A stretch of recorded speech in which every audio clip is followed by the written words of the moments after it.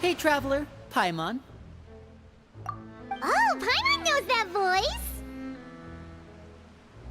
Over here.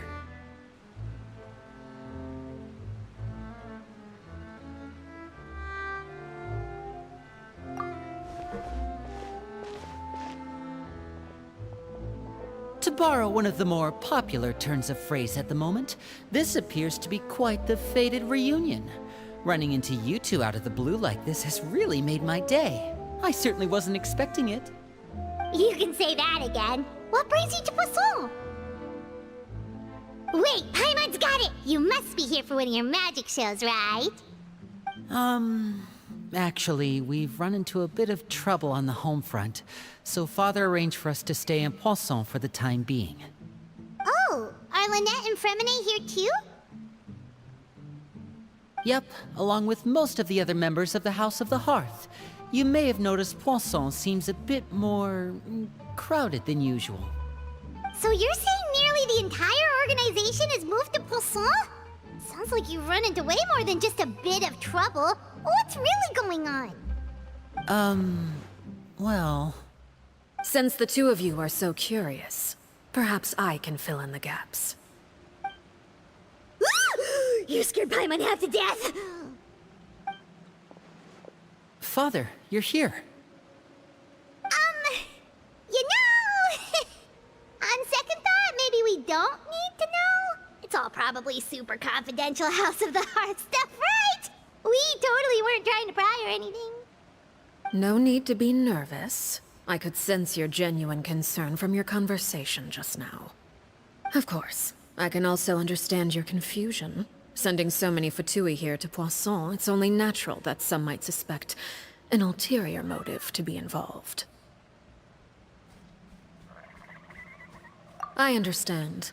I'm well aware you've had your fair share of confrontations with the Fatui in the past, and I can't exactly guarantee that we'll remain on good terms in the future. As for right now, however, I would say we have little reason to be at odds, wouldn't you agree? The House of the Hearth could stand to be more open with those who have worked so closely with us in the past. As for the issue at hand, well, it hardly relates to any ulterior motive. To be frank, it all stems from a certain rumor circulating around the House of the Hearth. It's an internal matter. What sort of rumor? A rumor that a certain phantom child is hiding away in the House of the Hearth. A phantom child? Ooh, just hearing the name is giving Paimon the creeps. A spirit that should have long ceased to exist is lurking in the shadows of the House of the Hearth. So I decided to bring the children to Poisson before continuing to investigate the situation. I expect I should be able to track down the spirit fairly quickly. After that, it's just a matter of resolving the situation, if you will. It shouldn't be much trouble at all. If you're curious, or if you still have some concerns, it might be advisable to stick around for a few days. I'm sure the children would be exceedingly pleased to welcome some visitors. Lenny, I'll leave you to entertain our guests. I have some matters to attend to. Of course, Father.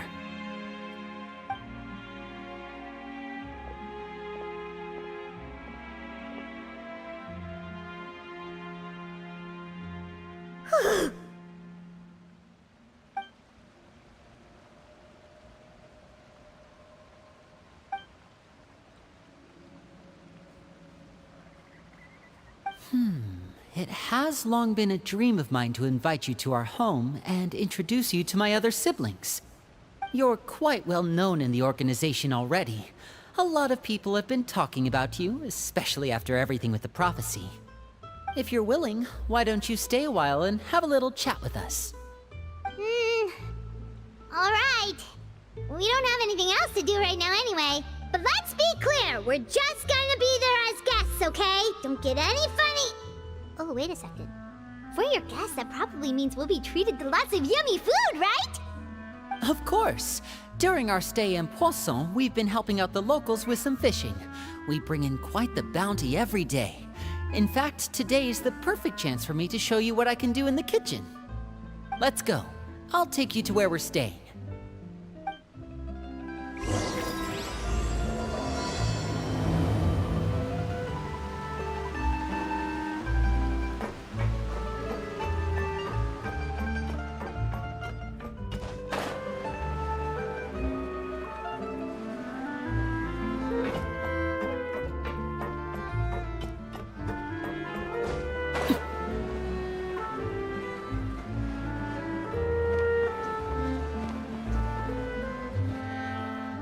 We rented this house from one of the locals to use as a temporary base. I'll come back later and tidy up a bit. After that, it should be all ready for you to stay in tonight. Awesome, thanks! So, where are we off to now? Well, when I happened to run into you two earlier, I was actually in the middle of distributing some supplies. With this many people staying in Poisson, we have to bring in outside supplies every now and then. I should probably make sure the rest of these provisions get delivered. Otherwise, people might start to get antsy. Okay, we'll come with! There are all sorts of rumors about your organization floating around out there. Paimon's not sure if she could even take a wild guess as to what's true and what's not. But now that we finally have the chance to see a day in the life of the house, we can take a good look at how you operate! Well, you're more than welcome to come along. Just follow me.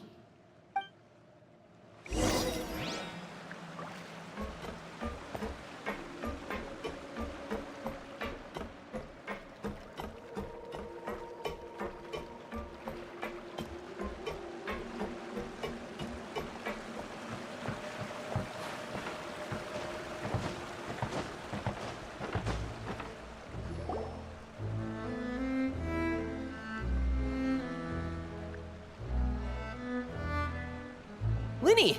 We're finally here! The supplies. I'm assuming you've... Brought them with me? Yep, here you go. Hello? Something caught your eye? It's the Traveler in Paimon! No way!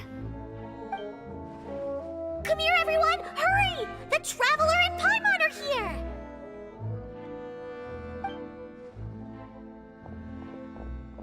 One at a time, please. Don't crowd around them all at once. We don't want to scare off our guests now, do we? Oh, it's all right! Gotta say, Paimon didn't realize we were this famous. Of course! Father and Linny have told us so much about you. Father told us about how you helped Linny. According to her, you're a trustworthy friend. And as far as she's concerned, that's pretty much the highest compliment we've ever heard her give. As you can imagine, everyone's been very curious about you. I heard the Traveler is so strong that he can move a mountain with his bare hands. I heard Paimon eats so much that she can clean out the entire pantry at Hotel de Boer in just 3 days! Wait a second! That's the rumor you heard about Paimon? Oh, not cool at all! Oh, right. When guests visit, you're supposed to give them gifts and stuff, right? Oh, we don't need something like that. Besides, we don't have anything to give to you. Come on, we insist. I can give you some of my new potions. Just pick your poison. And by that, I mean medicine or actual poison. I've got both. Huh? Or maybe Shaplo can teach you guys about stealth. He's super good at it. He's never been caught. Ah, now that's not a bad idea. I know you usually prefer to fight head-on, but it never hurts to expand your bag of tricks, right? When it comes to eliminating your enemies, staying quiet can go a long way. Trust me, I would know. I was poisoned not too long ago, and I'm still dealing with the after effects. So I'm not quite as good as I was before, but I can still give you some pointers. Wait, when you said gifts, I didn't think you meant poison and stealth tactics. But those are the best things we can give you. You don't like them? Ooh, how about this? Tell me the name of someone who really annoys you, and we'll teach him a lesson for you. All right, Fold, Selwar. I think that's enough suggestions for now. When it comes to being a good host, it's the thought that counts. You don't need a physical gift to make our guests happy. In fact, pestering them with suggestion after suggestion might make them more annoyed than anything. I would say your enthusiasm has certainly gotten across. Really? Awesome! It's been so long since we've had guests to play with. If there's anything you need, just let us know. Yeah, especially if it's poison or something. I've got all sorts of potions for that. Well, we'll talk to you all later. We've still got supplies to distribute. All right, see you later.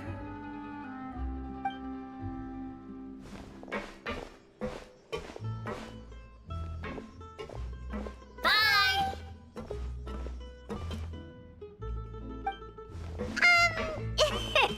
Lenny, about all that poison and stealth tactics talk just now. Scared you, did it? That kind of talk comes with being part of the House of the Hearth. When Foltz was really young, he strangled all of his family pets, just out of curiosity. He was labeled a dangerous problem child and was abandoned by his family. Elwar has an unnatural obsession with potions. Father has forbidden her from trying all the different concoctions she comes up with, but she still tries to test them in secret. You really have to keep an eye on that one. Chaplot is around my age. While I'm mainly responsible for collecting intelligence, he handles surveillance. He's very passionate about his work and has no reservations about taking on some very difficult missions. I know you two probably aren't used to that kind of talk, but I can promise you they only had the best of intentions. Things like stealth tactics and developing different poisons, they really mean a lot to them. They were just trying to share the best of what they could offer, that's all.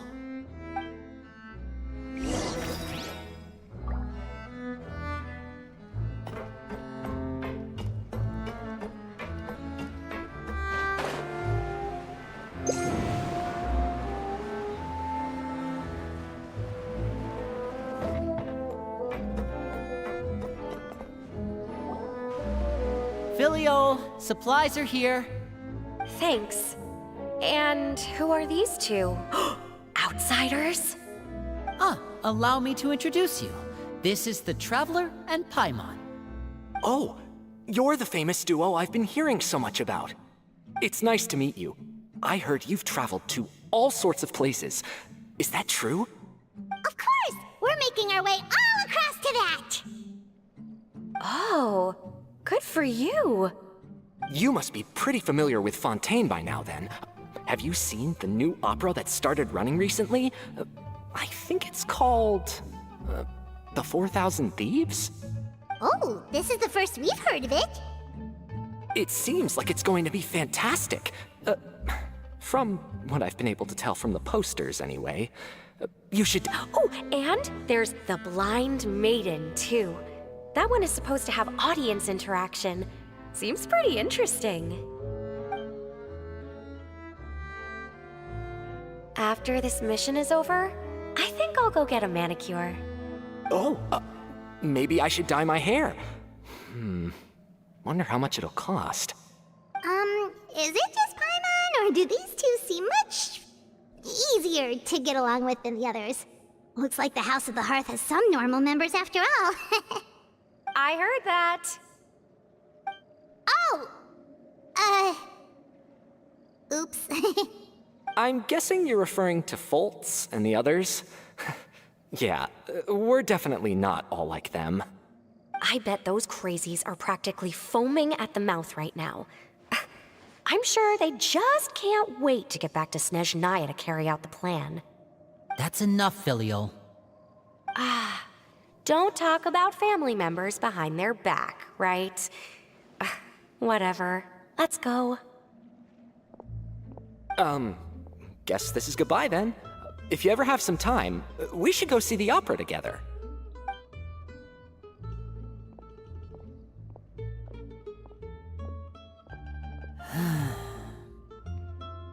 Well, that's it for the supplies. We should probably head back as well.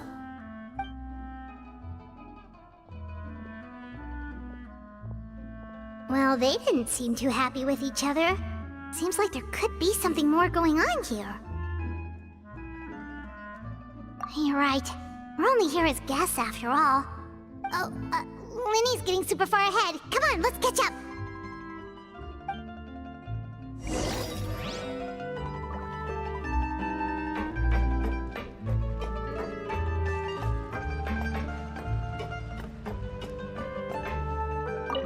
Looks like there's more trouble in store next month, too. When will it end? Hey, just focus on the positives. At least our time in Poisson has been pretty relaxing. Don't you think?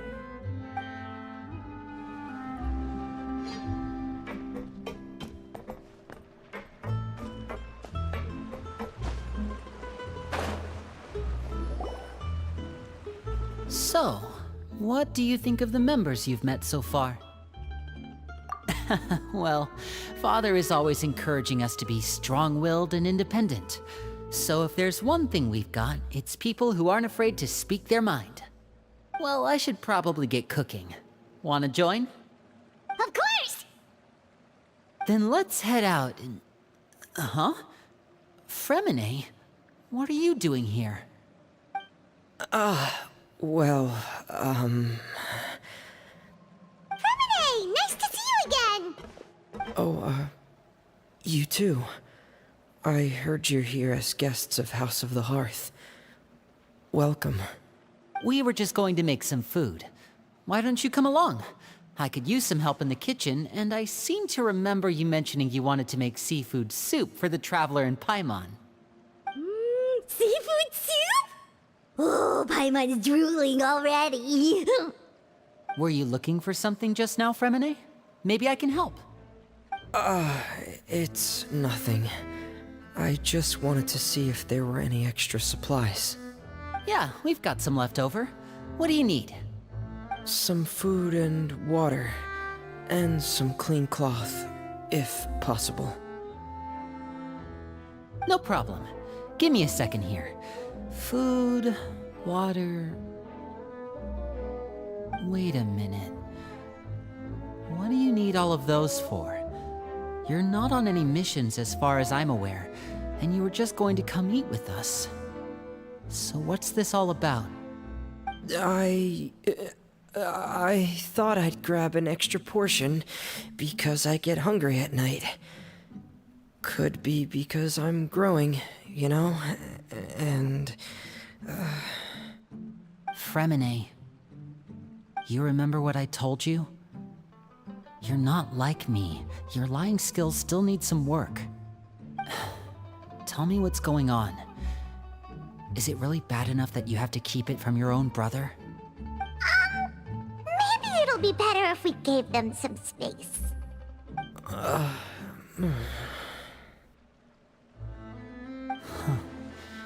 This is the first time I've seen that kind of look on your face. Whatever happened, does it have something to do with Father? Yes. Just follow me.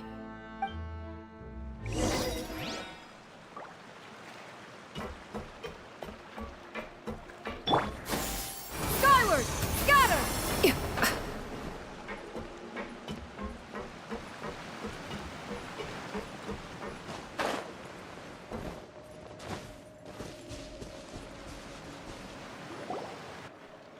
You're back! Oh, and you've brought some friends with you this time. Hello, my name's Linny. I grew up in the House of the Hearth. And you are? Hi, Linny. I'm also a child of the House of the Hearth, just like you. You can call me Clairvy. Clairvy? It's nice to meet you. Does that name ring any bells, Linny? No, not at all. That's not a name we have on our roster, I'm sure of it. What I'm not sure of, though, is how she managed to sneak in. She must be the phantom child Father's been searching for. From the looks of it, I'm guessing you were the one that found her, Fremine. You, haven't told Father, have you? No, I haven't told anyone. I've just been keeping her hidden. For how long? About half a month now. So ever since we got to Poisson, then, do you have any idea what you're doing? I know what I'm doing. Really? 'Cause from where I'm standing, it looks like you're hiding the very person Father has been trying to find. If Father finds out about this, everyone involved is going to be punished. You know the rules of the house, Fremine. I know you do. Father doesn't tolerate any form of betrayal. So why are you doing this? I've thought it through. And I just can't hand her over like that. Linny, don't you remember last year? Sheplo nearly died after getting poisoned during that one mission. He wasn't able to get back before the poison started taking effect, and not a single person was there to help him. That night, while I was sleeping, I heard a voice telling me to go save him. I opened my eyes, but I couldn't find the source of the voice. I thought maybe I was just hearing things, but I went to look for him anyway. Luckily, I got there with enough time to save his life. That feeling of being haunted, of hearing voices, it's happened many times in the House of the Hearth. I'm sure you've noticed. So what you're saying is, that was her? She was the one who spoke to you that night? Unless there are other spirits roaming around the House of the Hearth, I don't think there's any other possibility. If Clairvy were our enemy, it wouldn't matter whether she was a spirit or an actual child. I would have acted without a second thought, because that's what Father ordered us to do. But she's been living with us, helping us from the shadows all this time. I think that makes her family. I couldn't just hand her over to be dealt with. Not when there's so much we still don't know. So what's your plan then? You can't keep her here forever. Someone is bound to find out eventually. I haven't thought that far yet. I don't want to disobey an order from Father, but I also don't want to put Clairvy in danger. Come with me. There are a couple things I'd like to say to you in private.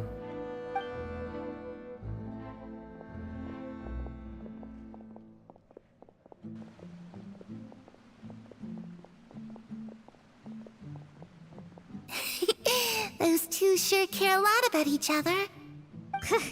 Well, they got a funny way of showing it. From where Paimon was floating, it sure seemed like they were about to bite each other's heads off. No way! They have a really deep bond. I could tell right away, because I also have a friend like that. I just don't know how long that kind of bond can last.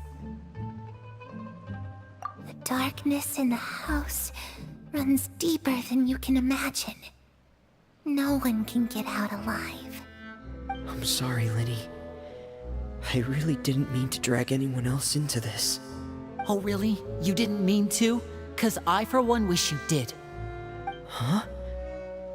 What do you mean? You know, When we were younger, you didn't call me Linny. You called me brother, just like Lynette. We grew up together, the three of us.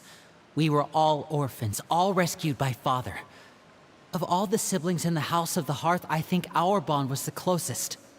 Later on, when you started calling me Linny, I wasn't actually surprised. After all, Lynette and I are related by blood. We've had to depend on each other to survive long before we joined the house. Linny, The darkest and most difficult moments of my life happened before you and I had ever met. I'm sure that's true for you as well. Even so, Fremine, we've stood by each other for all these years now, and to me, that means more than blood.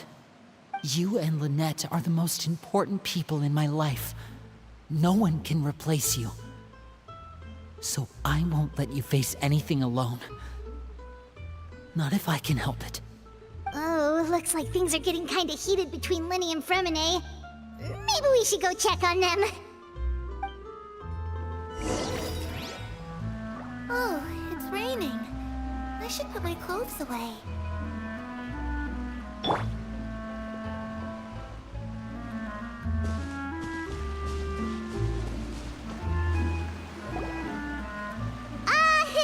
Hey, you two! Hope we aren't interrupting anything. Like a fight, or... Oh, wait a minute, Fremine. You're not crying, are you? Is everything alright? everything's fine. Thanks for asking. Well, we're all friends here, right? We've been through so much together, so if there's anything we can do to help, just say the word. It's just a small family dispute. It's not something our guests should trouble themselves with. In fact, it might be better if your stay ended here. What are you getting at, Traveler? When guests are around, families are often on their best behavior. And any disputes are less likely to escalate. That's what you're trying to say, isn't it? I just... Thank you. I was really hoping to keep you out of it. But even if I could think of some other reason to turn you away, I'm not sure I could convince you. I know things could turn dangerous, so I promise you this. From now on, I'll protect you like my life depends on it. Me too. Well, back to the matter at hand then. If we don't plan on handing Clairvy over to Father, then our only other option is to solve the mystery of her identity before Father is able to track her down. That means finding out where she came from and what she's doing here. Then we can send her on her merry way and pretend like none of this ever happened. I've tried that already. And? And... nothing. I tried taking her somewhere really far away, but... after some time, she just reappeared. She even came with us all the way to Poisson. It seems like wherever the house is, she follows. I don't know much about spirits. Do you two have any ideas? Let's see here. Paimon remembers hearing something like, if you fulfill a spirit's last wish before they died, they'll let go of whatever's keeping them here and return to the ley lines. Oh, it's just that Paimon doesn't really remember where she heard that, so it's not guaranteed to work or anything. Well, sounds like it's worth a shot. Guess that means we should go ask her about her wish. But first, Fremine, I need you to promise me something. What is it? I need you to promise me that this will stay between the two of us.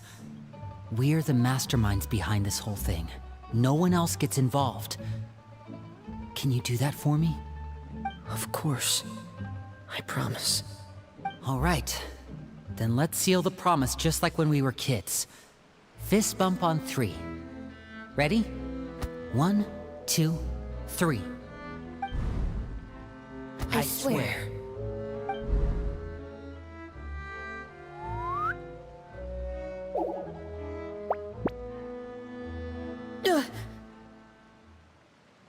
Whoa! Lynette! But what a surprise! What brings you here, dear sister? And, when exactly did you get here?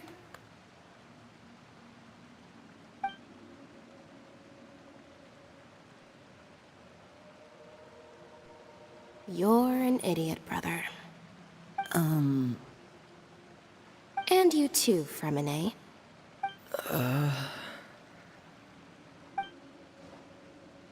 You 3, Traveler. And you 4, Paimon. Wait, what did we do?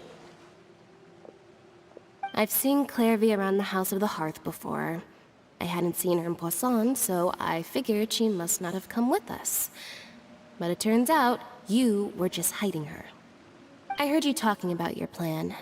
Rather than steering clear of the situation, I'd rather fully join in.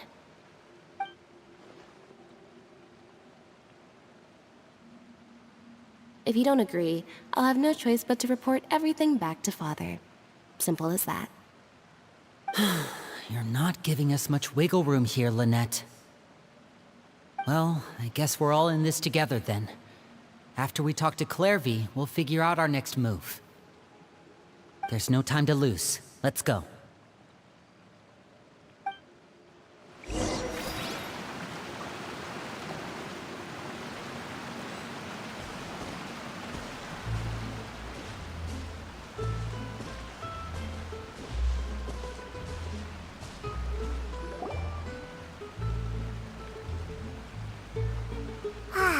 I'm full. Thank you for bringing me this food, you guys. She said she's full, but the food doesn't look like it's even been touched.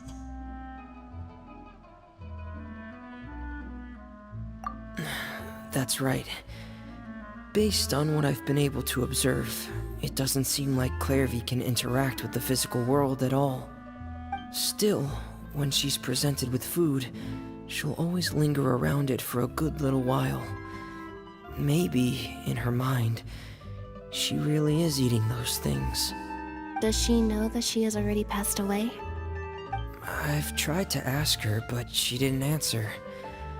My guess is that she's just as confused as we are. Or maybe she couldn't understand the question at all. Clairvy, if you've got some time, I'd like to ask you a few questions. Sure. Oh, another new friend. Hi, I'm Clairvy.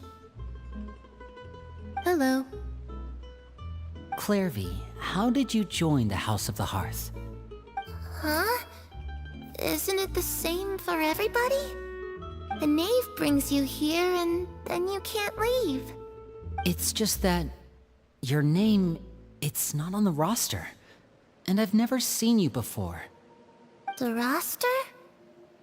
Oh, I get it now. I think there might be some things you don't know about this place. The people in charge, they're not as nice as they look. They say they keep a roster, but it's not complete. There are a lot of people who aren't on it, and never will be.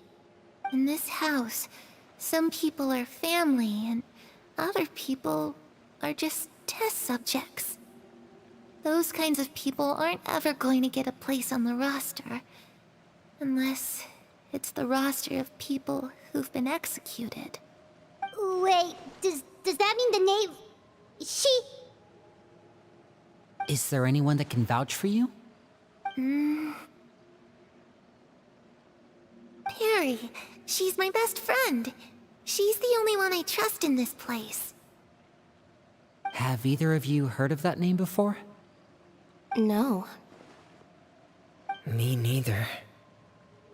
Clairvy, Perry. Neither of those names are on the roster. But it seems like she's telling the truth. Either that, or this kid's already got a bag of tricks bigger than mine. Maybe we should try a different approach. Clairvy, do you have a wish? A wish? It can be anything you want. Just imagine. It's your birthday, you're blowing out the candles, and your wish is...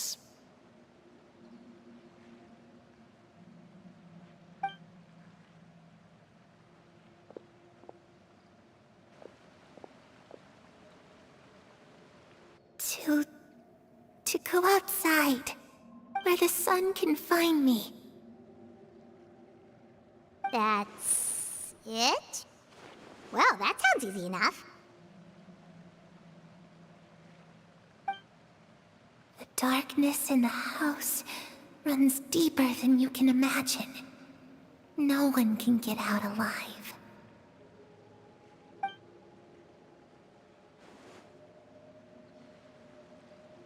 Okay, time to divide and conquer. Listen up, I've got a plan. I'll try and find a way to use basic illusory magic to take Clairvy outside and bring her somewhere with sunlight. Lynette, try and find the list of executions that Clairvy was talking about, and see if her name is on it. Fremine, you stay in Poisson. We can't be the only ones who've had run-ins with Clairvy. I need you to collect intel on everything she's said and done. Understood. I'll try my best. What about us? What should we do? I really appreciate your willingness to help, but this is a family matter.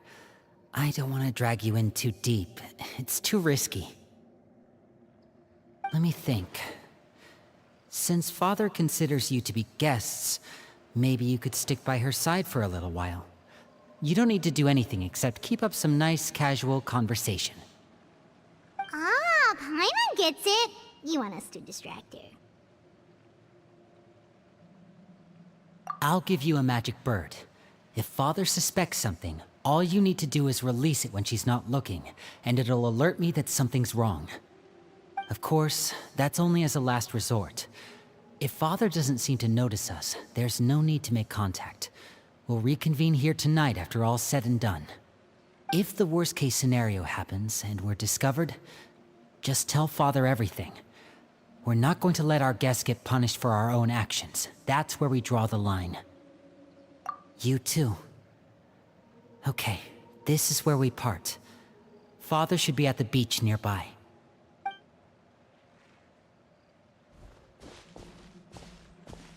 I really hope this goes well. No, it has to go well. That's the only way this can get resolved.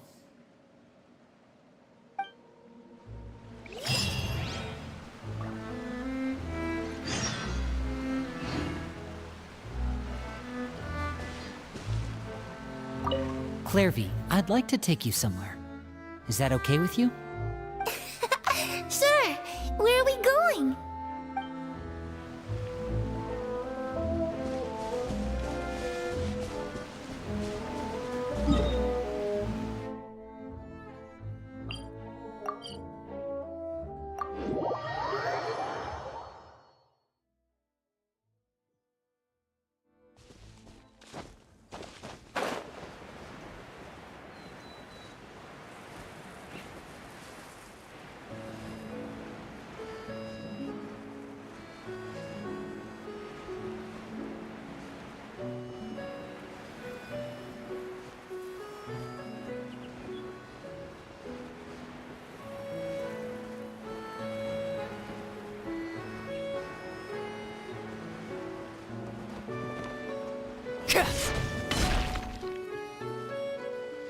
It's the knave! And... child! Hey, aren't you supposed to be in Snezhnaya recuperating? What are you still doing in Fontaine? Oh, it's you two. I didn't expect to run into you here. I was unconscious for quite a while after the fight in the Primordial Sea. After I woke up, I realized I was being taken back to Snezhnaya, and well, I couldn't have that now, could I? Not when I've still got unfinished business here in Fontaine. So, I mustered up all my strength and made the journey back on my own. What sort of unfinished business are we talking here? It has to do with Skirk, my master.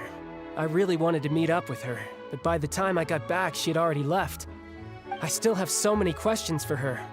Without any other leads, all I could do was ask the knave to help me track her down. She must have left behind some traces from her time in Fontaine. Oh, okay, so have you found any clues? Unfortunately, no. While the House of the Hearth is adept at collecting all manner of intelligence, certain existences can still manage to escape our purview. Basically, unless Master feels there's a need to meet with me, she's not going to be found. But that problem has an easy fix. I just need to become stronger, and then... Paimon thinks you should focus on getting better first. The worst of it is over. It's all thanks to that one kid from the House of the Hearth. Elwar, I think her name was. She gave me a bunch of random potions to drink. They didn't go down easy, let me tell you. Pain and chills all over. But they really did help speed up my recovery. And that's good, because it looks like I really do have to head back this time. The old man's been putting the pressure on me. He sent someone to tell me I'm needed for some sort of project. Project Stuja? Yeah, that's the one. I heard Regrader's involved too. I'm not looking forward to having to listen to all his monologuing, that's for sure. Hey, maybe you could think of a way for me to stay in Fontaine for a little longer. Helping Linny and the others brush up on their fighting skills would be far more interesting. If you and I could spar, that would be even better. I've been waiting for a chance to see you go all out. And what a sweet little daydream that is. But I also have a role to play in all this. I'll be leaving Fontaine shortly as well. Besides, considering how little they see fit to step outside the homeland, being called on to return to Snezhnaya by such illustrious dignitaries, what a great honor. Wouldn't you agree? One I could do without, I'd say. Is it just Paimon? Or does it kind of seem like they're... So, dear guests of the House of the Hearth, to what do I owe the visit? Well, we just... Right! We're super close to Linny and the others, but we still don't know much about you! Is that so? Introductions have already been made, have they not? Oh, well, you see? There's only so much you can learn about someone from a short introduction. At least tell us something a little extra, like... Why do you call yourself father? Huh, good question. I'd also like to know. The fact that you have to ask tells me our intelligence work has been quite successful. Telling you the answer to that question would only serve to undermine that success. And we can't have that, now can we? Spoken like a true diplomat. That was some expert sidestepping right there. Well, if there's nothing else, I think I'll take my leave. I still have a small matter to resolve at home. Wait, don't go!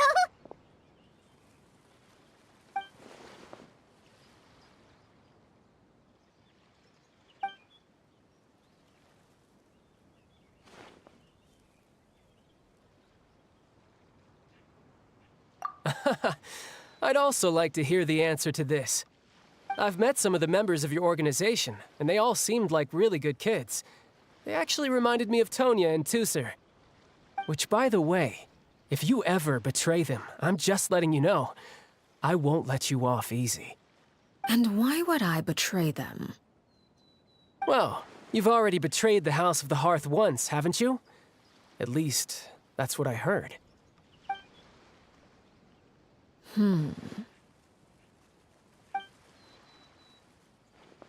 Okay, I admit. That's just what the old man told me. The rooster, I mean.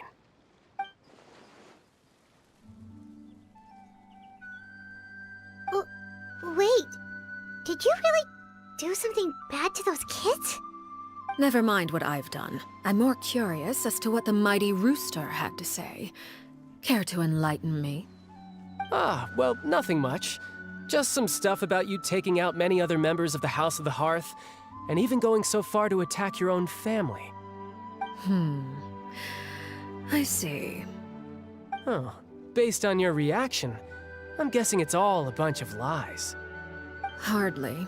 I don't appreciate his particular turns of phrase, but I suppose he didn't say anything untrue.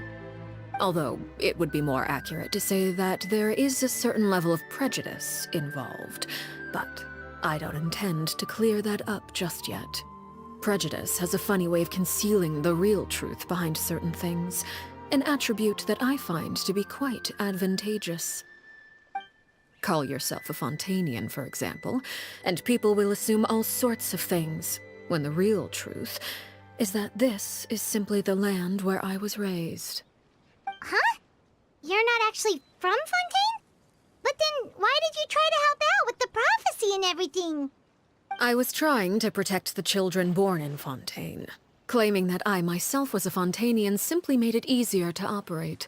People would hardly suspect a fellow Fontainian of having any ulterior motives. Who wouldn't want to save their homeland after all? The primordial sea wouldn't have any effect on me, but it would have caused great harm to the House of the Hearth. Well, you wanted extra information, didn't you? There you go. I hope that satisfied your curiosity.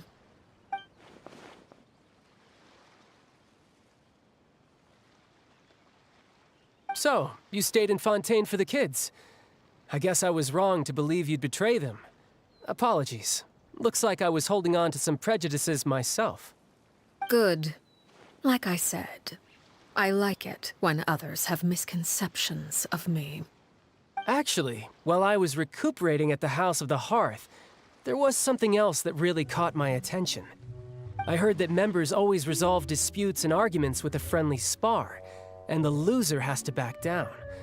Seems pretty cool if you ask me. Would also give them plenty of opportunities to hone their skills. Well, that's only a recent development. In the past, such spars weren't nearly so friendly. The losing party would lose everything, including their life. They were that high stakes? Whew, at least that's not a thing anymore. Well, the current atmosphere's not half bad. I'm a bit jealous, actually. You've got so many family members around you, and you even get to live with them. Having a lot of family around means dealing with a considerable amount of bickering and scheming. Once Tonya and Tusser enter their rebellious phase, I'm sure you'll understand. Just imagine. Tusser becomes obsessed with plucking out strands from the rooster's mustache, or Tonya decides to dye her hair 42 different colors. Okay. I get the picture.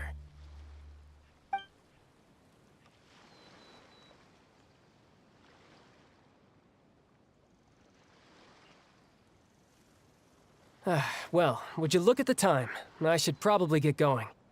Traveler, Paimon, I'm not sure where our paths will cross next, but the next time we run into each other, we should definitely try and find some time to spar.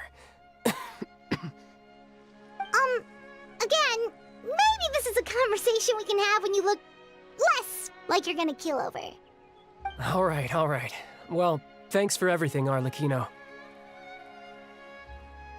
No thanks necessary. You also played a part in obtaining the Gnosis. I would say we can call ourselves even.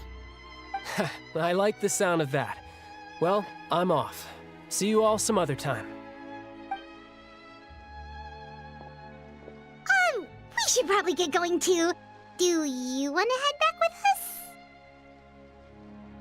us? Oh? You want me to leave so soon? Oh, well, you see, I'm rather enjoying the evening breeze. If you don't mind, I think I'll stick around for a bit. I have some things to think about. Apologies for not attending to you like a proper host. Please forgive this slight. I do hope you'll have a pleasant stay. We managed to keep her distracted until nightfall. Good thing Child was there to keep the conversation going. You don't think she suspected anything, do you? Oh, I wonder if Liddy ran into any issues. Let's hurry back and see how everything went. Go on. You have my undivided attention.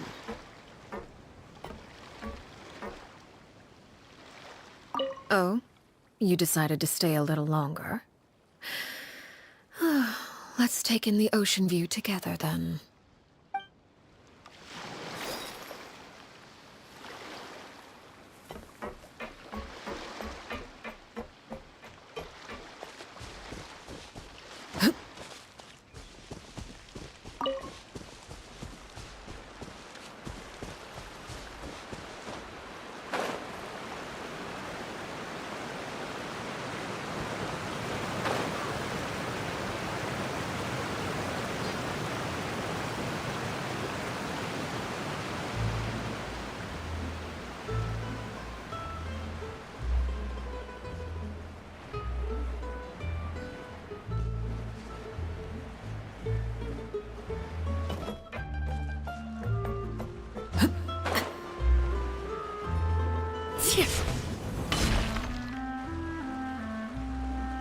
Lenny, how did everything go? Well, long story short, we ran into a small issue. Clairvy can't go into the sunlight. Everything was fine at first. She followed me up to the surface just like I told her.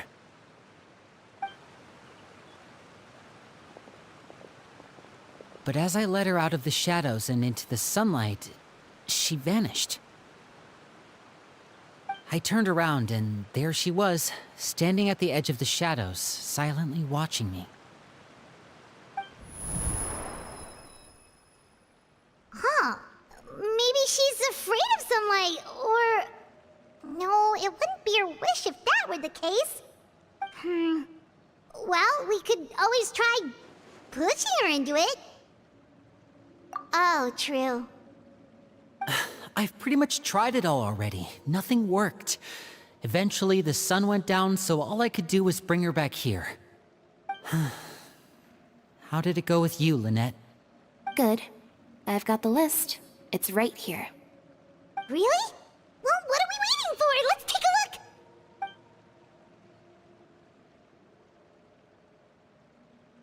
Oh, that's a lot of pages. Oh, it's gonna take forever to get through it all. We can each take a section. Here. La Pouillade, L'Endroit, Chambel, Horaire.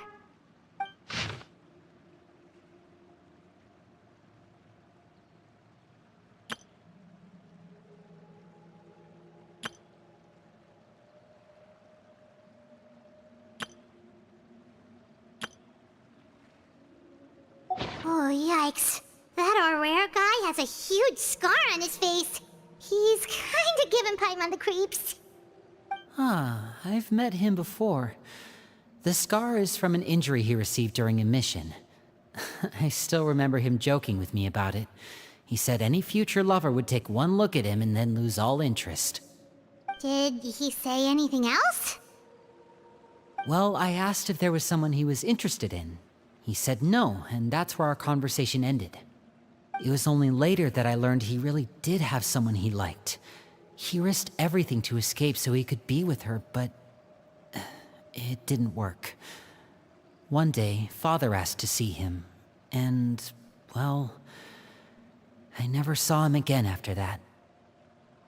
Wait, so that means the knave, It may seem cruel, but it's just one of the rules of the house. Betrayal is not to be taken lightly. We know too many secrets to come and go as we please. So, if you do try to leave, you pay with your life.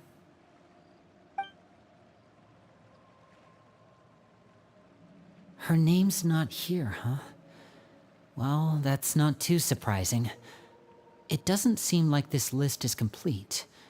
It only contains records dating back around 5 years. Let's shift our attention then. Fremine, were you able to find anything out? Fremine. Sorry. I was thinking about something. I managed to talk to quite a few people, but I couldn't help but notice that the atmosphere in the house was a little... strange. Strange. Yeah, I mean, I know there have been arguments in the past, times when people haven't gotten along.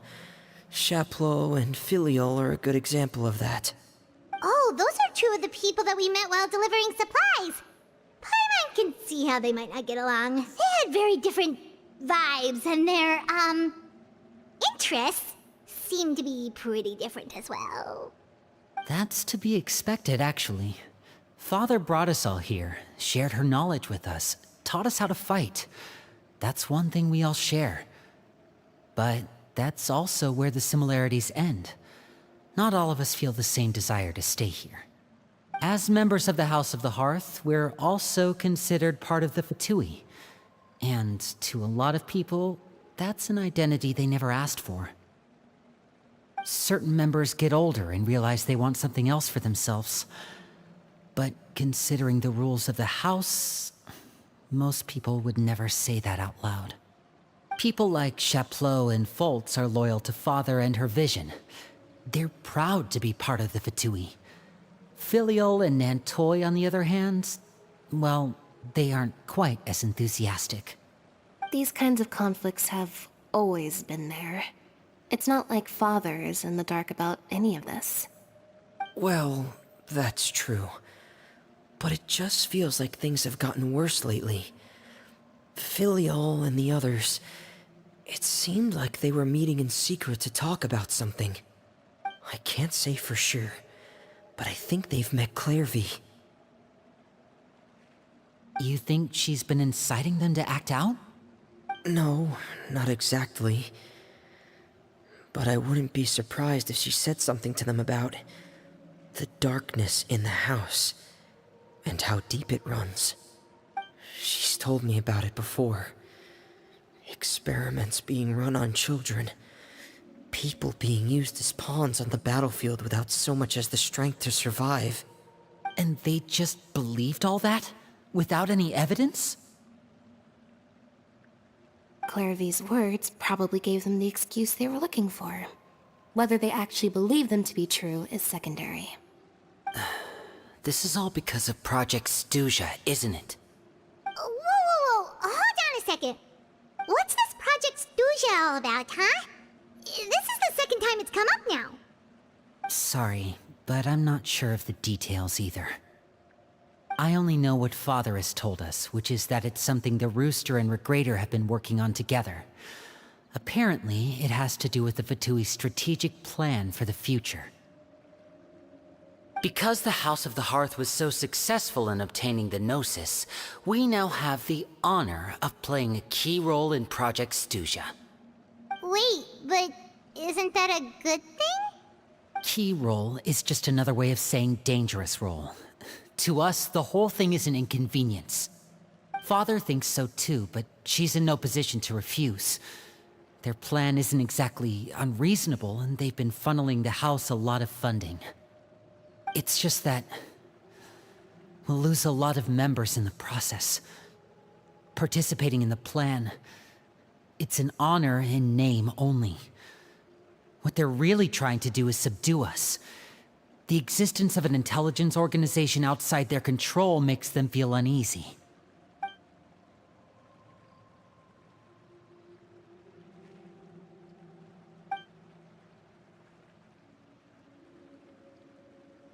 Okay, super complicated top secret Fatui business aside, what does all of this have to do with the conflicts you were talking about earlier? Paimon doesn't get the connection. External pressure has a way of exacerbating internal strife. You can't overlook the power of fear either. People are afraid of dying, and that fear is often the impetus for a lot of stupid decisions. I thought resolving the Clairvy situation would make everything go back to normal, but it looks like things are more complicated than I thought. If we leave Filial and the others to their own devices, sooner or later, Father will be forced to take action. We can only focus on one situation at a time, brother. You're right. Even if we confront Filial and the others, it won't do any good. It might even make matters worse. We should focus on Clairvy for now. Well, it's getting late. We should head back and get some rest. We'll try again first thing tomorrow. Lynette, you stick with me this time. Fremine, keep a close eye on Filial and the others. Make sure they don't do anything they'll regret. Good work today, everyone. Have a good night, and I'll see you tomorrow.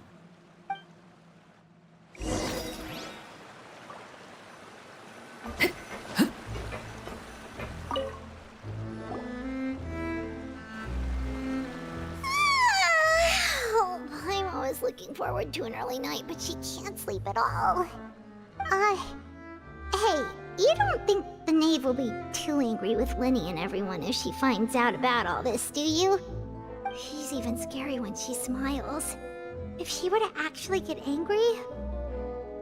Ooh, you have to protect Paimon if that happens, okay, Traveler?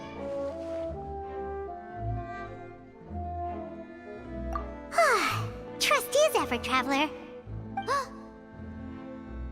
Look over there!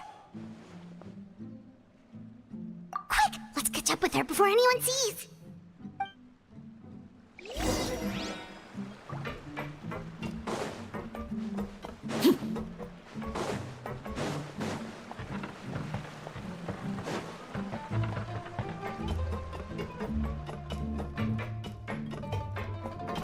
Over there!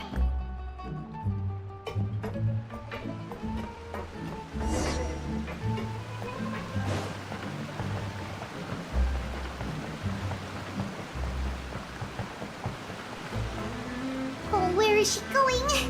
Oh, if someone sees her, we're toast!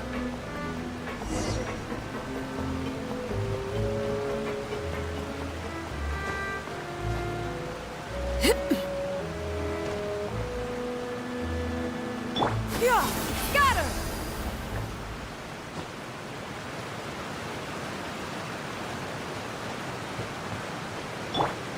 Oh, look! She stopped!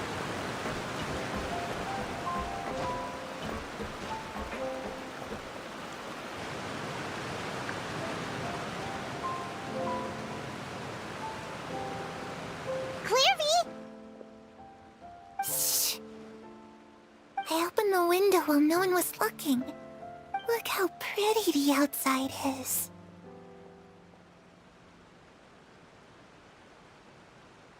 If only I could have more than this.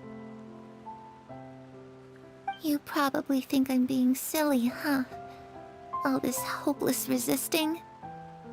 It's better to dream of what I could have than try to make it a reality, right? Please, help us get on the same page here, Clary. We need you to tell us what you know. Can you do that? Sure. Although, after you hear all this, I think you might regret that decision.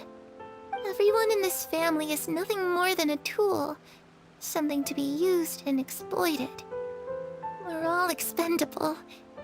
Including me. As long as you're useful, you get to stick around.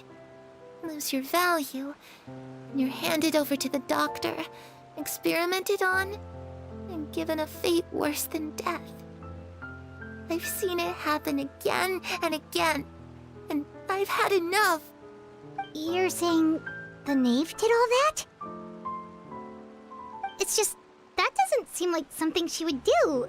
She's scary and all, but it seems like even she has lines she wouldn't cross. I knew you wouldn't believe me. Everyone thinks she's a good person. They all think of her like a real mother. Mother? But she doesn't deserve that title. She's disgraced it and tarnished it. And if I had things my way, I'd never see her again. If only Perry were here, she'd understand. Perry? There's that name again. Also, Paimon's getting a strange feeling. It almost feels like she's not really here with us. Paimon can't tell if she's actually talking to us or if she's mistaken us for someone else. Well, in any case, it seems like she really needs someone to talk to. We should keep her company for a little longer. She looks so young. But it seems like she's been through a lot. It's getting windy.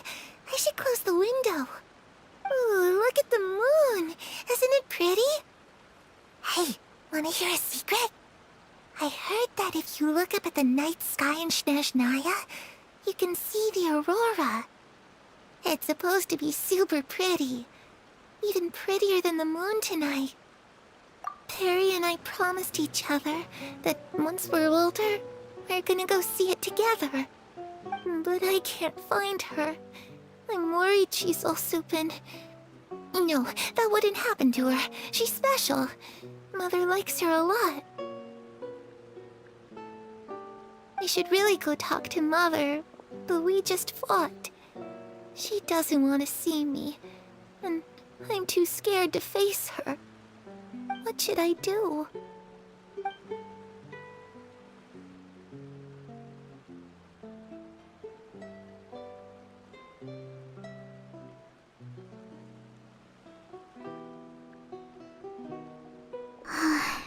Paimon really doesn't understand what's going on with her. Well, let's head back. We've got an early morning tomorrow.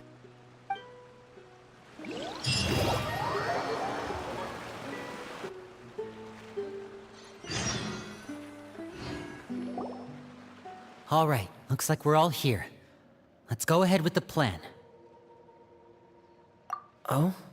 What is it? What makes you ask that? Well, we kinda ran into Clairvy last night, and that's what she told us. We met the doctor back in Sumeru. He's super dangerous, and he's done all sorts of bad things. It's possible that Father and the Doctor have had certain dealings, but I don't think Father would work with him. We're not really on the same side, so there's not a lot of trust between them. That doesn't exactly set the stage for a successful partnership. I did hear, though, that when Father first became a Harbinger, the Doctor offered to work with the House of the Hearth. Father rejected most of his proposals, except for one. It had to do with some sort of secret experiment. Secret experiment? Could that be what Clairvy was talking about? I don't think so. I don't know any details about the experiment itself, but I do know it's an entirely independent operation. The Doctor only proposed a direction for the research. That was the extent of his involvement. I still don't think that counts as working together. The details of the experiment are confidential, but complete records are kept on all participants. That doesn't seem to be the case with the situation Clairvy referred to. I know you don't agree with some of the Fatui's methods, and I'm not asking you to. But I am asking you to trust us on this. The House of the Hearth has its own principles. There are certain lines we're not willing to cross. Alright, that's good to hear at least. Clairvy seems to think the Knave and the Doctor worked together to do something horrible. If that turned out to be true, Paimon doesn't know how we would even face you guys. It's just that it doesn't seem like Clairvy is lying either. The easiest thing to do would be just ask the Knave directly, but Paimon doesn't think she'd tell us. Father didn't come back last night. She's probably still near the shore. We'll be counting on you to distract her. Lynette, you're with me. Fremine, you know what to do. Be on your guard, everyone. All right, let's get to it.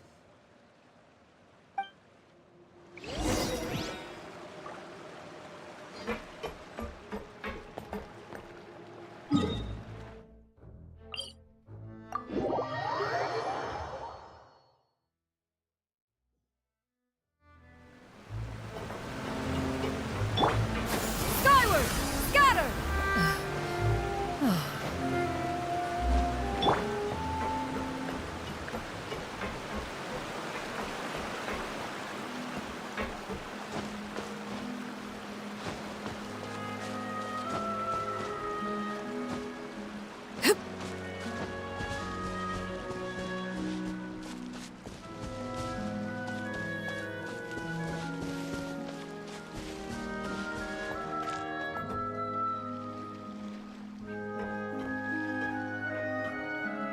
Ah, it's you two again. I must say, you look a bit pale. Did you have trouble sleeping last night? A little. Perhaps if you had less on your mind, you'd be able to absolve yourself of such troubles. So what are you planning to do now? Catch up on some sleep? Or should I give you some time to rack your brain for a topic to discuss before I ask any questions? Although I must profess to being curious. Without Child here, how do you plan on distracting me?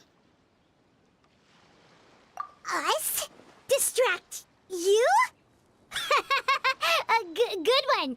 But no, we were just here for a chat. Looks like you could have used some extra time to think. No matter. If you don't have any other plans, why don't you accompany me somewhere? Don't worry. I'll be sure to steer clear of any scheming children. The ocean breeze is sure nice today. Children always think they can hide things from the grown-ups. But nothing gets past me. Least of all a little scheming. I think I'll let them have at it for a little longer. I can be very patient. Well, I'll leave you to think things over. If you're so inclined, meet me outside the Palais Mermonia. Good things come to children who do as they're told. So I do hope you decide to tag along.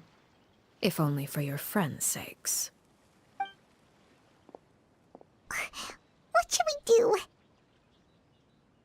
She clearly knows about everything we've been doing, and Paimon doesn't think it'd be a stretch to say she was threatening us just now.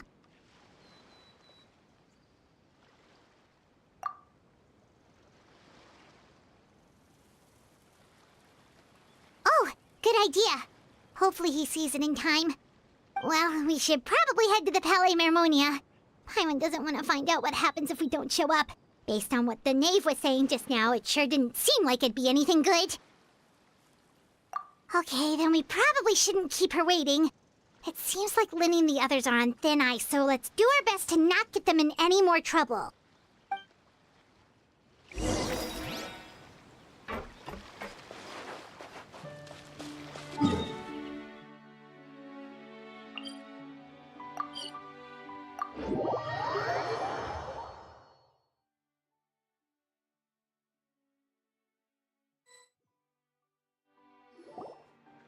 Seeing as we still have some time before my meeting, we might as well enjoy some pleasant conversation while we wait.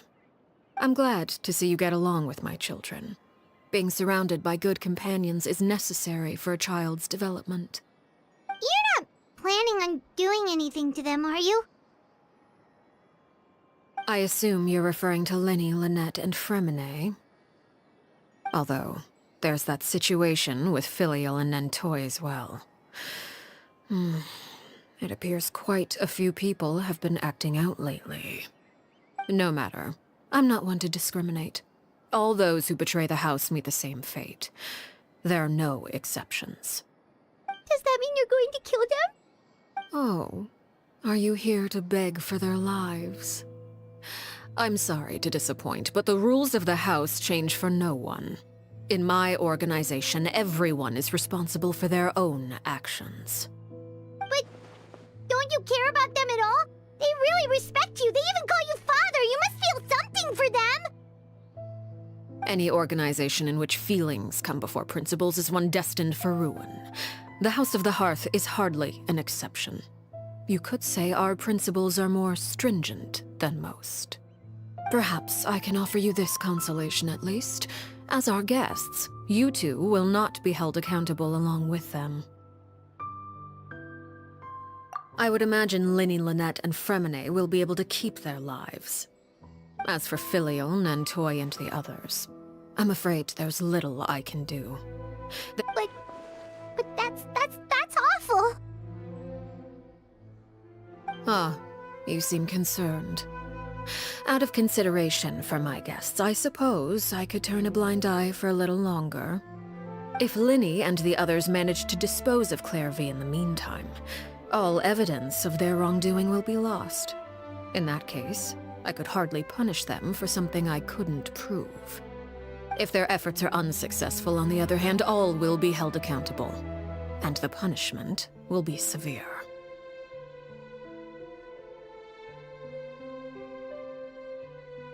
Of course. Oh, and here, I believe this belongs to you. Do try and keep better track of it next time.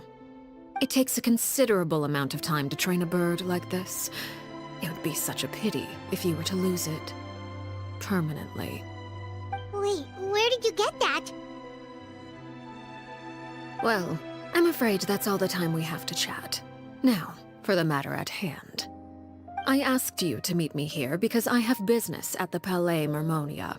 It has nothing to do with you, but I think it would be prudent for you to stick by my side for the time being. There will always be time later to run off and tell Linny what you've learned. Well, time to go. Looks like we wrapped things up just in time.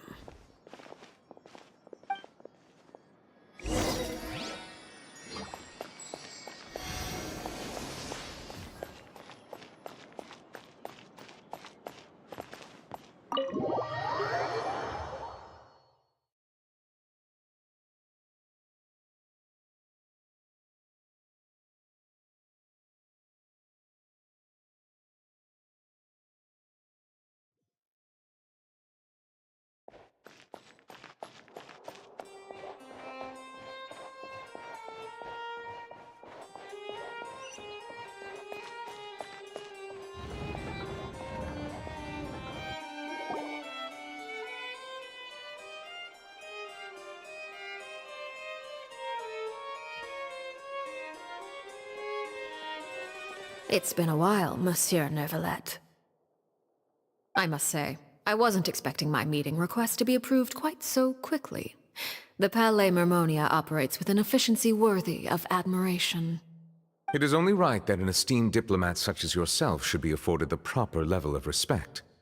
Although, if I may speak plainly, I must confess that I did not anticipate we would have the occasion to meet again after presenting you with the Gnosis. I see you brought the Traveler and Paimon with you as well. If I may inquire as to the purpose of your visit. I'll be departing Fontaine shortly. There is, however, an outstanding matter that I would like to see resolved before I go. It requires a rather lengthy explanation, I'm afraid. So I took the liberty of explaining everything in this proposal. Please review it at your leisure, Monsieur Neuvillette.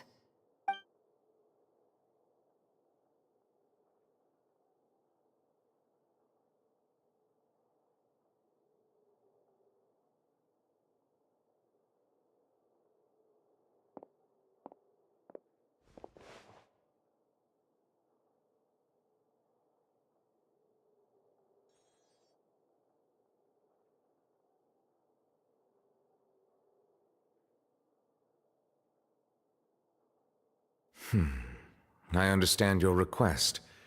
However, at the risk of causing offense, I must admit that I fail to see why you would wish for such a thing. I heard you have a certain fondness for water tasting, Monsieur Neuvillette, so allow me to use water as an analogy. A family is like a large body of water with countless rivers flowing in and out. As someone who watches over this system, I would hope that each river that flows from the source will eventually reach the ocean. Of course, objectively speaking, I know this is impossible.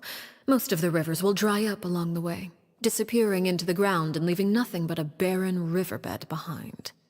Not all rivers are destined to reach the ocean, but I would not see their existence rendered meaningless. I believe the water that flows within them is simply meant for a different destination, like a field in need of irrigation. Or perhaps the glass of a certain water-tasting enthusiast. Did you get any of that, Traveler? Your words paint an optimistic picture indeed. Allow me to remind you, however, few among us are willing to sip from a glass filled with tainted water. It may have been tainted at one point in time, but not to worry. I'll make sure it's strained of all impurities and returned to its cleanest form.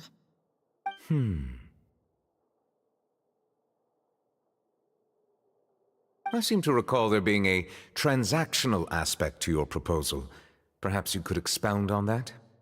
If you accept my proposal, Monsieur Neuvillette, I will gradually withdraw my forces from Fontaine.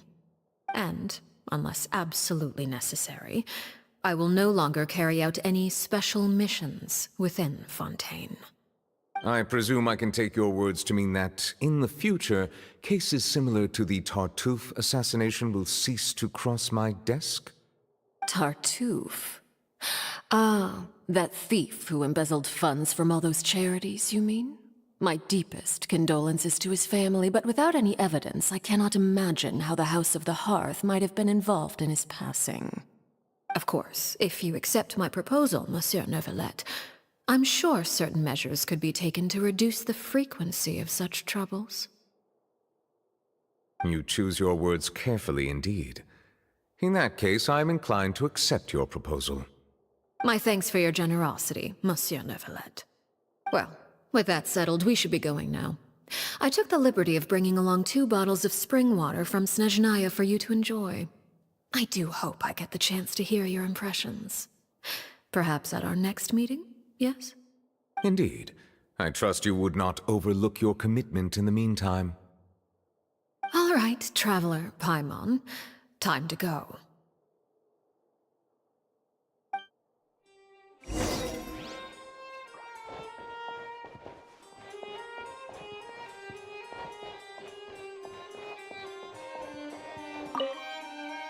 I believe I've told you before that my emotions easily resonate with those of others. Yet in the few meetings I've had with that Harbinger, I haven't been able to sense any aspect of her emotional state. Her mind is like a still body of water. Who knows what darkness lies in its depths, and the lack of ripples on the surface gives nothing away. It's unclear whether this is her natural state of being, or whether it's an incredible strength of will that gives her the ability to master her emotions. Either scenario, however, suggests she is a very dangerous individual. I do not expect an explanation as to why you two are by her side. Whatever your reasoning, I would only advise you to take caution.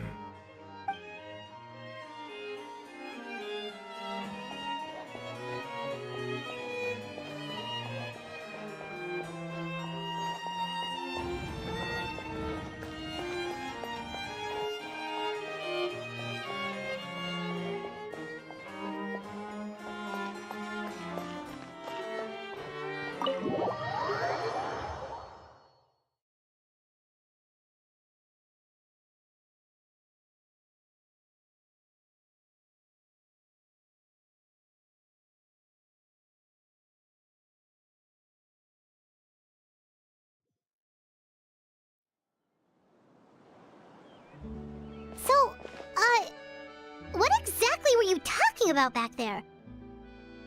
Paimon only heard you mention some rivers, a large body of water, and then some kind of irrigation scheme. You really want to know? I would imagine there might be more pressing concerns at the moment. Lenny, Paimon really hopes everything's going okay.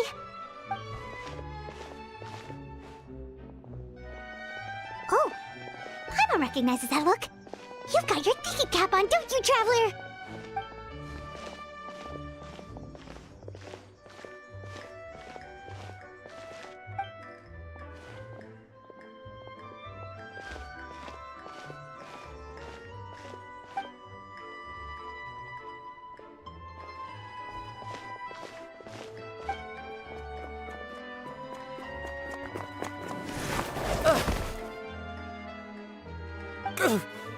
Oh, shoot.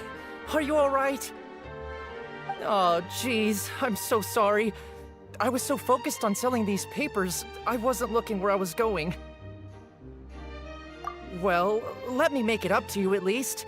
Here, take this paper. On the house.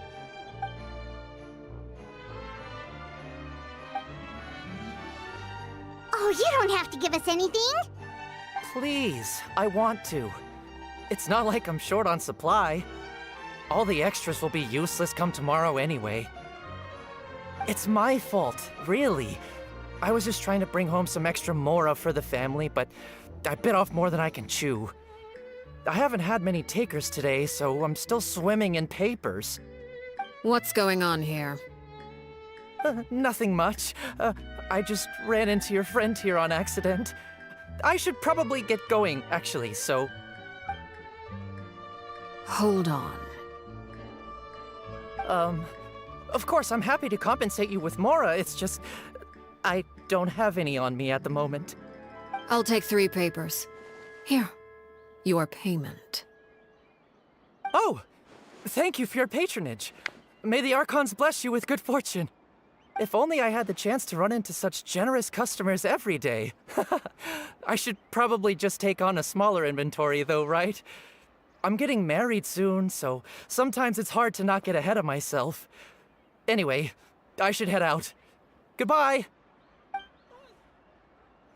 Well, now that my affairs are settled, we should take the boat back to Poisson.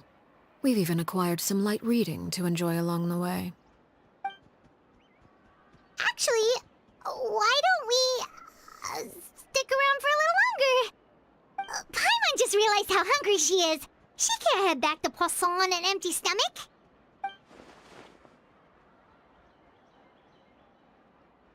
It appears you two are under the impression that delaying our return will somehow alter the situation in your favor. I'm sorry to ruin your fantasy, but your efforts are meaningless. That being said, I could be persuaded to give Linny some extra time. I just have one condition.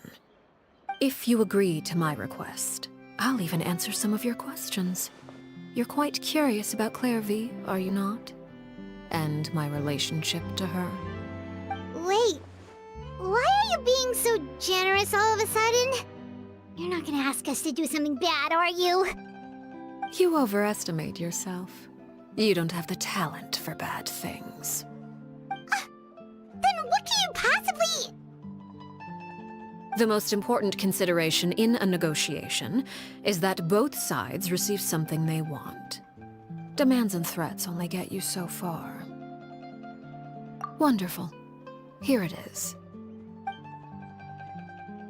When the time comes, make the choice that you deem most appropriate in the situation, and lend your help to the House of the Hearth. Okay, sounds normal enough. But what do you mean, when the time comes? When is that supposed to be? That is for you to decide. Then we have a deal. Follow me.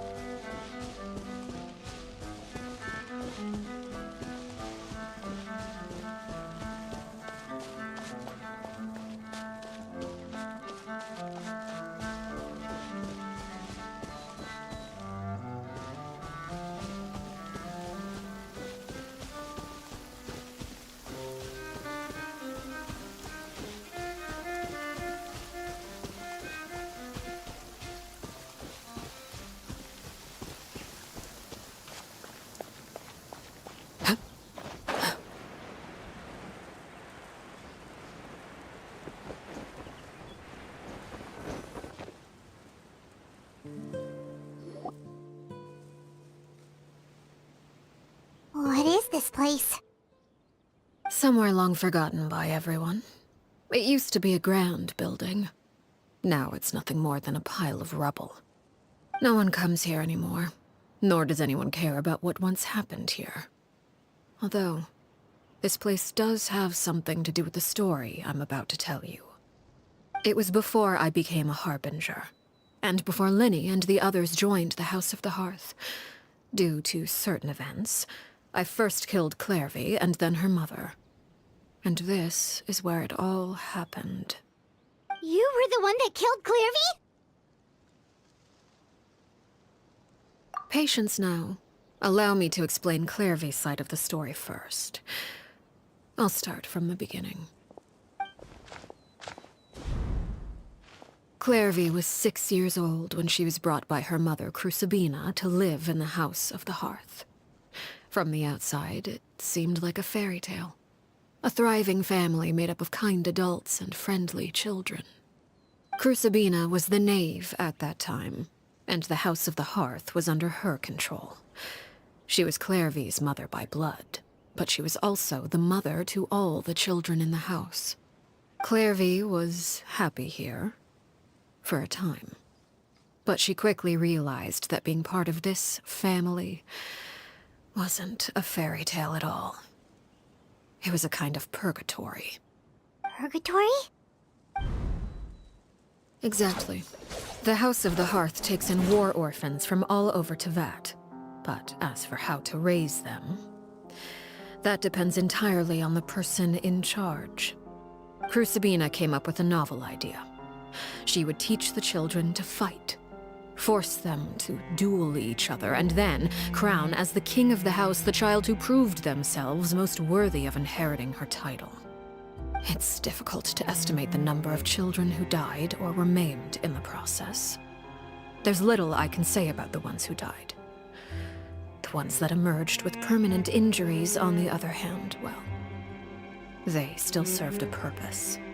They would be handed over to the doctor to be experimented on, or sent away on dangerous missions. Nothing more than tools to be used and then discarded. So those were the experiments Clairvy was talking about. But what actually happened to her? You said that Clairvy was Crucibina's daughter, so if Clairvy tried to convince her to stop what she was doing, Crucibina probably would have listened, right? Despite being Clairvy's mother, Crucibina cared little for her daughter. She forced Clairvy to join the House of the Hearth only as a means to demonstrate her own impartiality as a mother, to prove that she treated all her children equally. Clairvy did try to convince her mother to change her ways, but it was to no avail. After her efforts failed, the only other option was to rise up and try to fight back. Unfortunately, the other children had already been thoroughly indoctrinated into the illusion of happiness Crucibina had created. Of course, there was one exception. Someone Clairvy's age who knew the truth about the House of the Hearth. Her name was Peruere. Wait, the friend that Clairvy mentioned? Friend, huh? I suppose we can call her that for now. Clairvy was a cheerful and passionate person with a tenacious spirit. Peruere, on the other hand, was rather cold-blooded. Her cold-blooded nature allowed her to see through Crucibina's facade. Yet, it was also this cold-bloodedness that prevented her from acting against it. At least at first. While Clairvy longed for freedom, Peruere was convinced that, amid all the fighting and violence, she would make it until the end. Despite their differences, the two became fast friends, united by their knowledge of the truth. Clairvy told Peruere that she hoped to create a real family, where no one would be killed or sacrificed. There may have been a certain naivete to her ideas, but Clairvy proved her determination many times over. She tried countless times to run away, ask for help, or expose the truth. But her efforts only earned her beating after beating. The only thing that kept her going was her strength of will.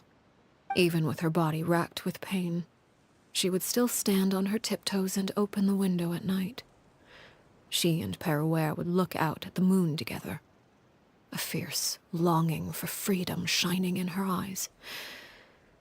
But one day, that light simply vanished. Oh no. What happened? Her hopelessness resulted from a culmination of things. 10 years had passed. 10 years worth of failure after failure. She and Peruere weren't children anymore, but finding any chance to escape still seemed as hopeless as ever. It was during this time that Peruere suggested a new plan. If escaping was out of the question, why not take down the very person sitting on top of this throne of lies? Mother herself. Clairvy rejected that proposal. She claimed that, as a famous harbinger, Crucibina possessed an unimaginable amount of power. Trying to kill her would have an incredibly low chance of success. Clairvy never gave another reason, but Peruere could see it written all over her face. Clairvy still thought of Crucibina as her mother. Killing her own flesh and blood was a line she couldn't bring herself to cross. If she couldn't escape and fight back, then only one option remained. Precisely. Death was the only way that she felt she could be free. It happened during a duel. When she arrived at the dueling ring that day, her partner turned out to be none other than Peruere. The very person that had stood by her side all those years. It was a fierce battle.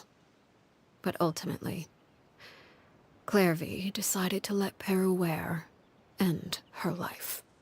From that moment on, Peruere's journey was one written in flames. When the rain finally came and washed it all away, there she stood, the sole victor in Mother's endless game of slaughter. A trail of corpses strewn across her path to success. It was the very result she had predicted 10 years prior.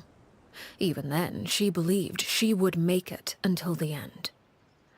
She wasn't surprised by the fact that she emerged as Mother's undisputed heir. Rather, her success left her with an inexplicable sense of restlessness. She was unsettled. And there was only one thing that could quell that sensation. Perhaps you two would like to take a guess as to what it was? Crucibina, you mean? But... Correct. This is the place where Peruere killed her best friend. A mere year later, this is also the place where she fought tooth and nail to kill the mother they shared. The moment she acted, any conception of what was right or wrong ceased to matter. It's one of the principles of the house. Only those who survive get to write the rules. Peruere won the battle, and became a harbinger herself. After which Her Majesty, the Tsaritsa, bestowed upon her a new name. Arлекино. So the Perry Clairvy was talking about... It was you all along. You're Peruere. Arlecchino is just a name you got later.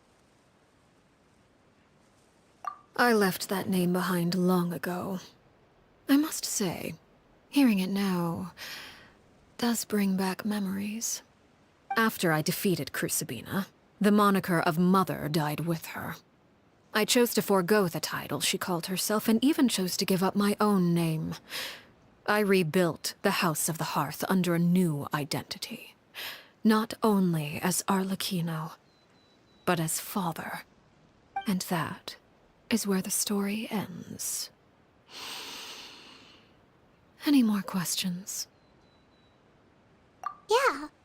Based on what you just told us, Clairvy wasn't a little kid when she was killed. So the Clairvy we met... Was she really a spirit at all? I suppose you could call her an illusion born of flame. Her existence is like ashes to a fire.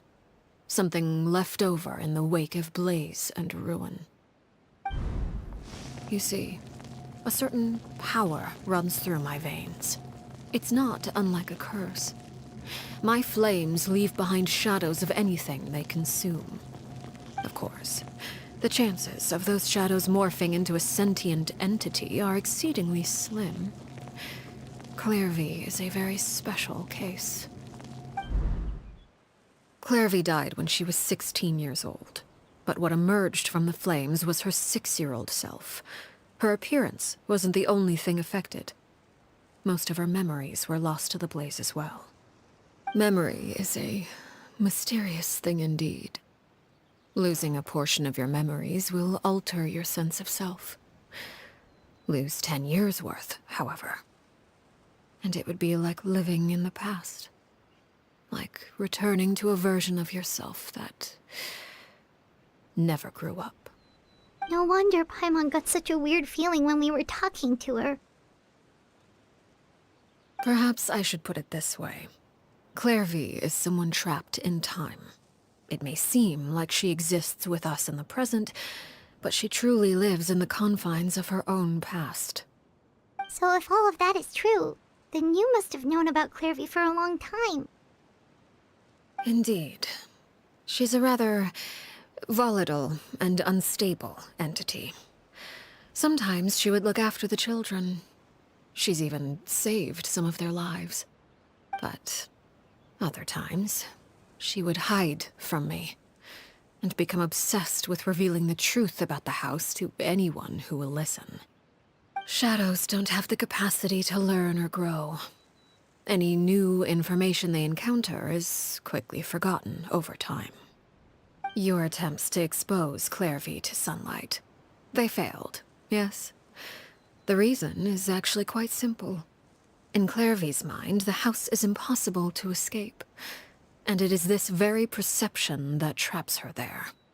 But no matter. All I have to do is kill her again, and all will be resolved. I don't anticipate so much as a single speck of ash will be left behind this time. Wait! I can understand why you might want her gun, but isn't there another way? So what if she's trapped in her 6-year-old self? She's still your friend! At least talk to her first! It's too late for that. She broke the rules, and now she must be punished. That goes for Filial and Nantoy as well. She's had quite the effect on them. I hope you understand. The difference between Crucibina and myself lies in our formulation of the rules, not our policy for enforcing them. Upholding the rules without question is a trait we both share, because that is how a household should be run. Is this really what you want to do? Whatever could you mean? Don't you want to say a proper goodbye at least?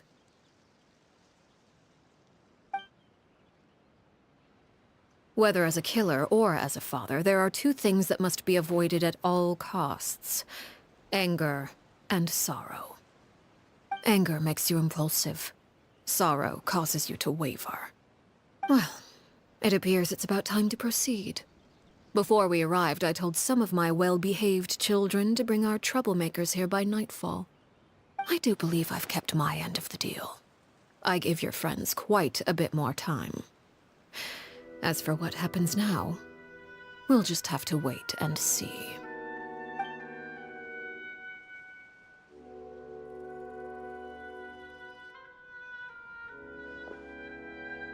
Here they are, Father. You gonna execute him? Seeing something like that would actually be a first for me. Lenny! I'm sorry. I heard about how you helped buy us more time. But I still failed. I couldn't find a way to fulfill her wish. Huh? Are you... Perry? Indeed, it's been a while, Clairvy. Perry! Shh. Stay right there. I'm sorry to postpone our reunion, but first, I believe certain scores need settling.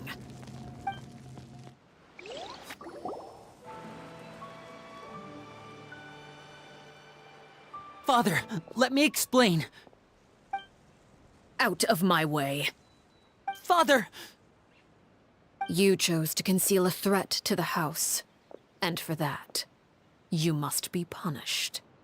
Overall, however, I suppose your wrongdoing is hardly the most egregious of the bunch, so I'll deal with your punishments later. As for right now, the more pressing concerns are the traitors among us. By traitors? Do you mean us? Father, let me explain. We didn't mean to... Fultz, why don't you share what you heard? Yes, Father. Secret Midnight Meeting number 3. Participants: Filial, Nantoy, Sato, Toddy. Nantoy clearly said, "If only Father wasn't the one who took us in." Sato added, "I'm sick of this life. I just want to live as a normal person." Filial was the worst of them all. She called us crazies and said a bunch of mean things about Father. I did not! You're lying! Fultz is trying to frame us. It's not like I'm the only one who heard those things. After that, you and Toddy and a bunch of other people started talking about Clairvy. You were using all those things Clairvy brought up as an excuse to question Father. We're birds locked in a cage. The only way out is to destroy it. That's what you said, wasn't it? You little... You just want me gone, don't you? What did I ever do to you, huh? And you, Sheplo, have you forgotten who stood by your sickbed, watched over you, and changed your dressings? Come on, Let's hear it then! What's your reason for all this?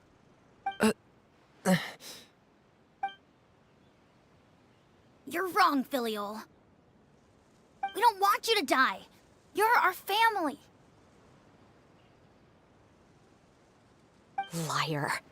You wouldn't be doing this if that were the case. So why? Why have you backed us into a corner? We all live in the House of the Hearth. You know the type of work we do, Filial. A single betrayal can cost dozens of us our lives. It's not like it's never happened before. That kind of thing is hard to forget. That's why the House of the Hearth cannot tolerate any form of betrayal. Ever since we came to Poisson, you've had 7 secret meetings. A lot of the things you talked about really crossed the line. You've been spying on us for half a month? Wait a second. Now that I think about it, the move to Poisson was just a way to make it easier to spy on us, wasn't it? Because we were all in one place. You've had this planned all along. Filial, Nantoy, I'm sorry. I owe you both my life. I owe Claire V too. If it weren't for all your help after I got poisoned, I wouldn't be standing here today. If this were any other situation, I would do anything to repay that kindness, even if it cost me my life. But rules are rules. I'm sorry. My hands are tied. Why? Why? That's enough, Filial. We made a mistake, and we should own up to it. We broke the rules, plain and simple. And now we have to face the consequences. I'm sorry, Chaplot. Foltz. I'm sorry, Father. We accept our punishment. Chaplot, according to the rules of the House of the Hearth, how should these traitors be punished? All those who betray the house pay with their lives.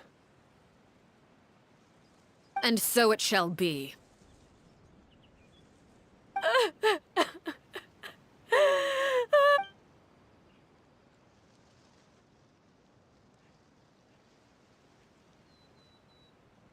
Father, please wait! Something you want to say, Linny? Please reconsider, Father. What Filial and the others did, does it really count as betrayal? We all come from broken families. From the very first day we joined the House of the Hearth, we wanted nothing more than to make it a real home. But the truth is, none of us know what a real home should look like. I'm not saying I have all the answers.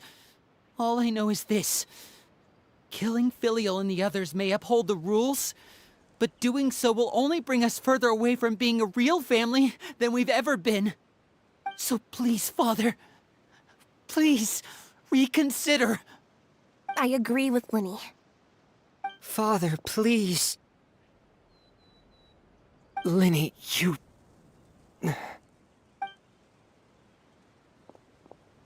I also agree with Linny.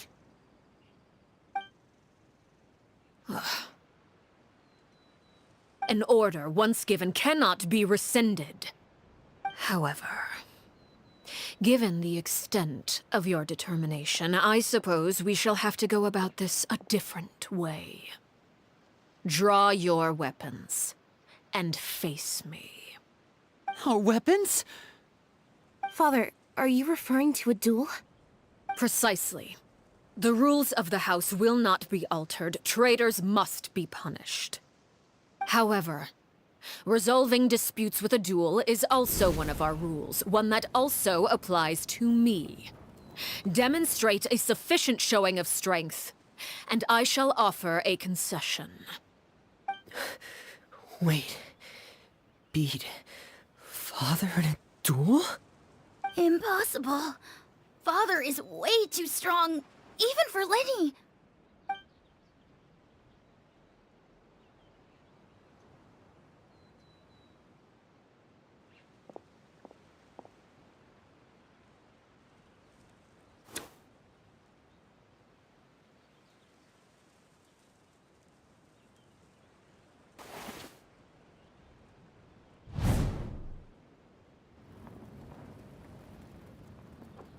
Did you hear that, Traveler? Lenny and the others have to duel the knave. What should we do?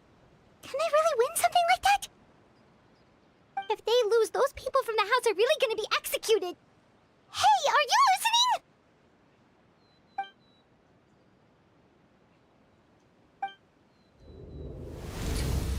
Don't you want to say a proper goodbye at least?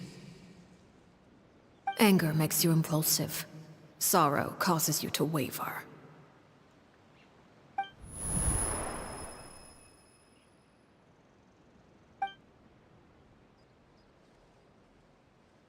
Oh. Looking at that expression on her face, she seems really serious about this. Guess that means there's no chance she's throwing the duel on purpose, huh? When guests are around, families are often on their best behavior. And any disputes are less likely to escalate. When the time comes, make the choice that you deem most appropriate in the situation, and lend your help to the House of the Hearth. What's wrong, Traveler? Hey, where are you going? Traveler?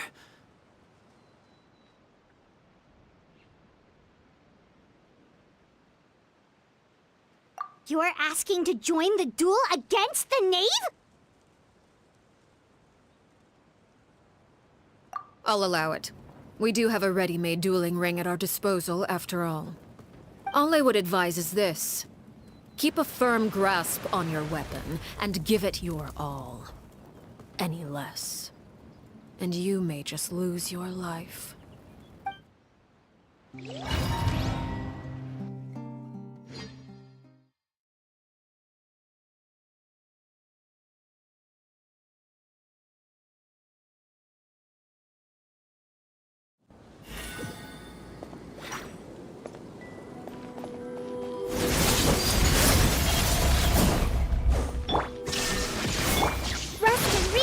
Closer now.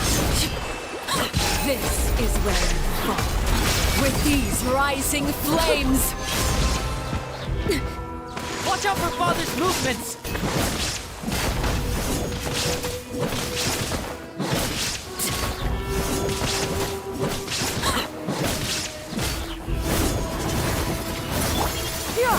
Scatter! Skyward!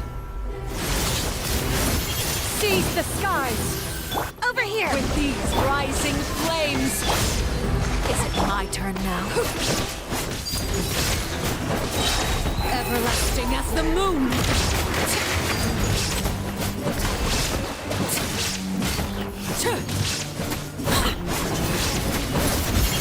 Is it my turn now? Try to pace yourself! Spare your energy. Running is of little use. Now you shall perish! There is no The escape! countdown has begun. Have a taste of purgatory. Watch out for Father's movements!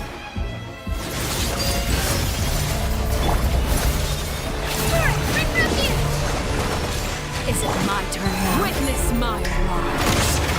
Laid bare.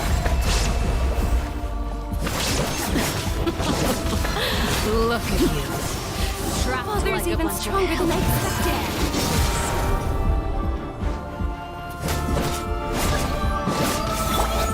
The countdown has begun. Like a fly tangled in a web. Spare your energy. Running is a little use. With getting here. Rising flames. Transfixed. Is it my turn now? Everlasting as the moon. Illusion shattered! Inazuma shines eternal! And voila! Look at you. Trapped like a bunch of helpless animals. Have a taste of purgatory. Stray cloud confirmed. Overruled.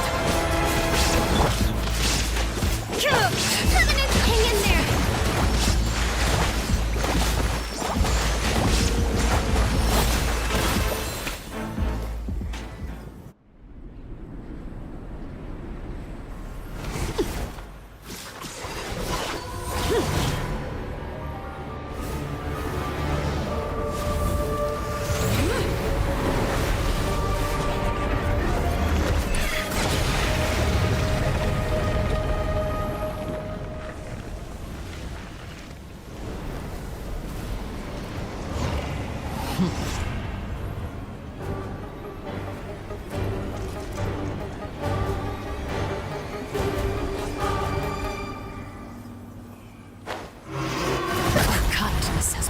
allow me!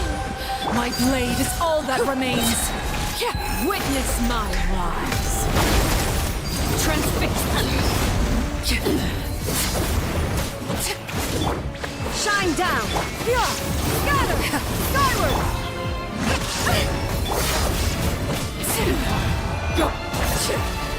Hold the line! Illusion shattered. Now you shall perish. Your punishment made manifest. Over here! Let's move out. Everlasting as the moon. Overruled. Seize the stars. Refreshments, allow me! Watch out for Father's movements! Look out! The sun and moon have set. Only ruin remains. Let's move out. Struggle in vain. Inazuma shines eternal. Now's our chance! Over here. Sometimes only the beginning.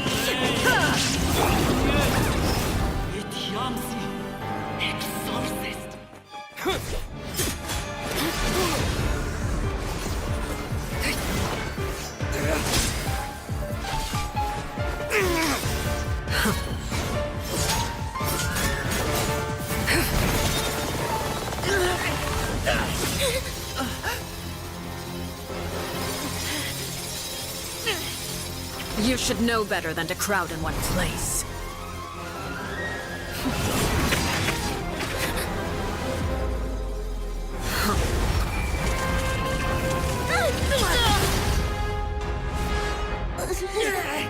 Oh, I know. No! I'm sorry, Father!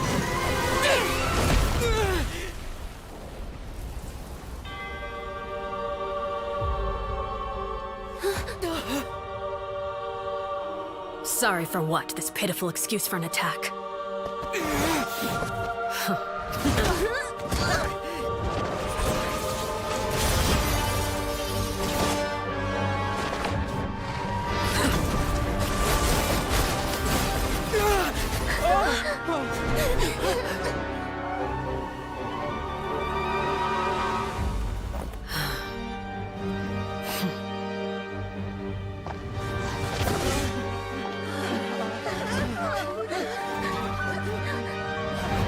Father, no!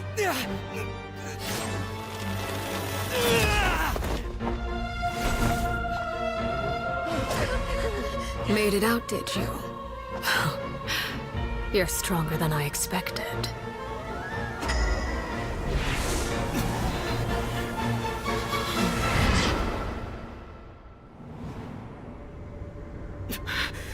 A crimson moon?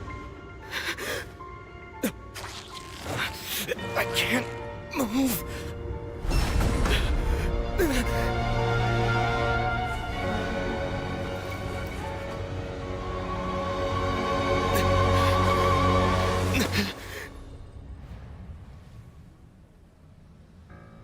Still, not strong enough to beat me.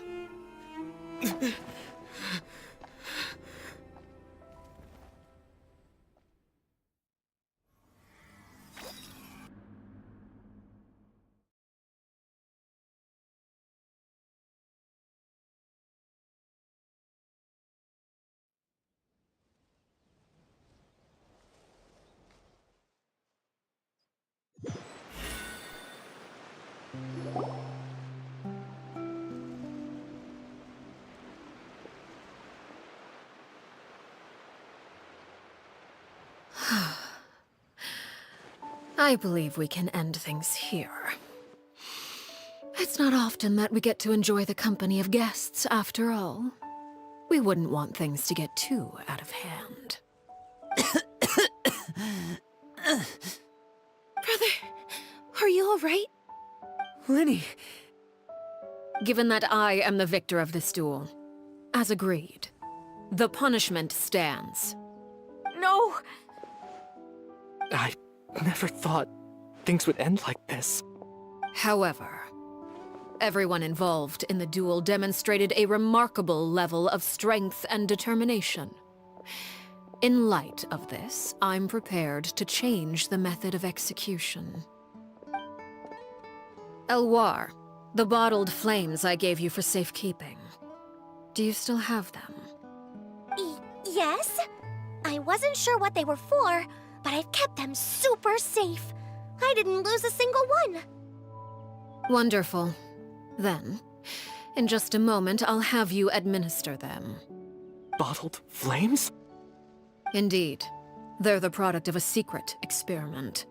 Under certain special circumstances, flames can be extracted from my person and preserved. Once ingested, searing pain will spread across every inch of your body. No harm will come to you physically, but your memories will be burned away. If you can withstand the pain. When you awake, you'll have forgotten everything you know about the House of the Hearth, and will be expelled from the organization. In other words, administering this concoction will kill the version of you that grew up in the house, and give you a new identity.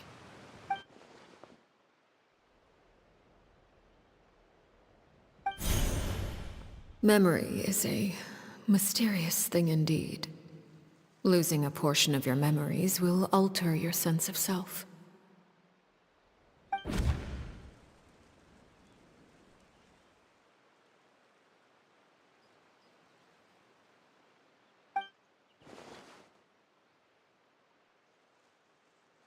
So, you're just letting us go, Father?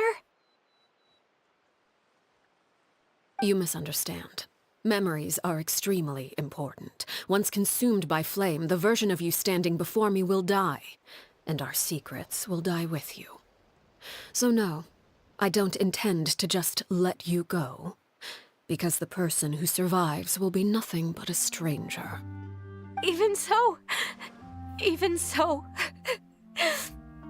I won't have to live in fear anymore. I'm sorry, Father. I'm sorry I let you down, but I really... Don't cry, Filial. You haven't left the house yet, so there are still rules to be followed, yes? Remember what I taught you. Anger makes you impulsive, sorrow causes you to waver. Don't let yourself be controlled by your emotions. Of course. I'll remember. Dry your tears, and go pursue the life you really want. Yes, Father. Chaplot, Fultz, Elwar. Take them back to Poisson.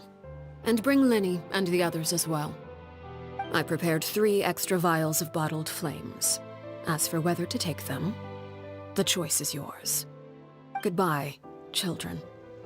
The next time we meet, I will no longer be your father. Thank you for all you've done for the house. I hope you have bright futures ahead of you.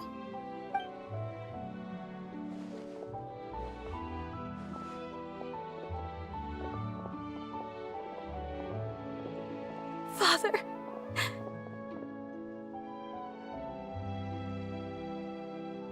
Let's go.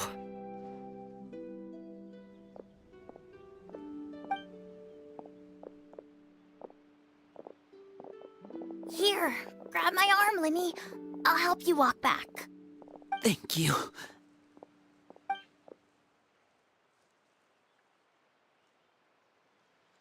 Clairvy.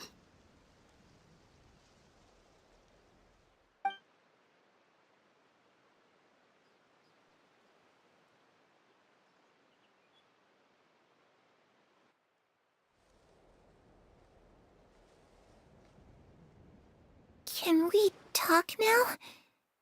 I've been waiting for a super long time. You really are Perry, aren't you? I haven't seen you in so long. How come you're all grown up? Wait, did I somehow travel to the future on accident? Or am I dreaming? What a long dream. Neither. You died, Clairvy. That's what happened.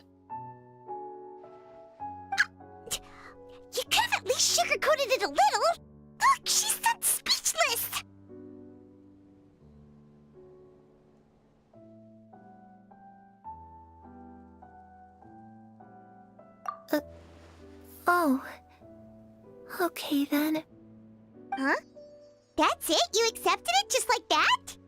Yep. If that's what Perry says happened, then I believe her. Perry wouldn't lie to me. Plus, I don't really need to know why I'm like this. I'm more curious about what happens in the future. If you're a harbinger now, Perry, that means Mother is gone, isn't she? Can you tell me about it? I want to know what happened to her. And to me. You never stopped trying to defy fate. At first, no one believed you. You could only vent your frustrations to the moon. In fact, you often sought comfort in the night sky. You wanted to see the aurora, so one night we promised each other we would go to Snezhnaya to see it together. Later on, you tried to run away, but you were brought back each time. Mother spared your life, but it wasn't out of kindness. Instead, she decided to make an example of you by slowly torturing you over time. That way, the other children would know what happens to traitors. Still, you never gave up. Mother hoped that through ruthless duel after ruthless duel, she would be able to crown an ultimate victor among the children she raised. But you called on everyone to unite, to fight to a draw in order to reduce casualties. Your efforts may have only delayed the inevitable, but still. You gave them hope.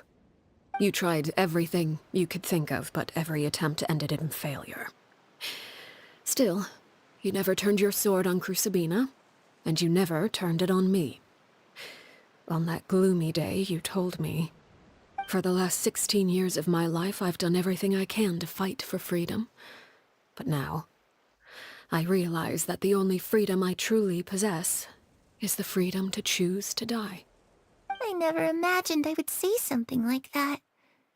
I must have been feeling really worn down. But somehow, I still think I understand.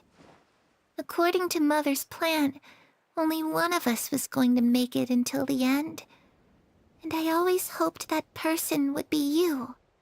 If I could do it all over again, I still don't think I would make a different choice. Even when I first met you, I knew you'd be able to do what I couldn't. Is that so? Even now, I'm not sure I truly understand what kind of freedom you were trying to pursue. But as the head of the House of the Hearth, and as the children's father, I've tried to give them the most basic of freedoms. The freedom to choose their own fate. It's something I discussed with the Iudex of Fontaine. The children who want to leave the house will have their memories wiped clean of all secrets pertaining to the organization. In return, they will be allowed to live a normal life in Fontaine without being prosecuted for their past. Of course, I won't simply hand freedom to them on a silver platter. They have to fight for it and prove themselves worthy of it. Only freedom that is earned has true value. That's more than enough. That's exactly the kind of life I was fighting for. You know, Perry, I think you're a pretty amazing king, and a really great father, too. I'm really happy that you're the one who took over the house. I guess I do have one regret, though. I still haven't seen the outside world. Well, it just so happens that our dear guests over here have been to many nations and traveled to countless places. Perhaps they would be willing to tell you what the outside world is like. Really? Of course! We've traveled all over the place. We've got so many stories, we could probably talk your ears off for 3 days straight!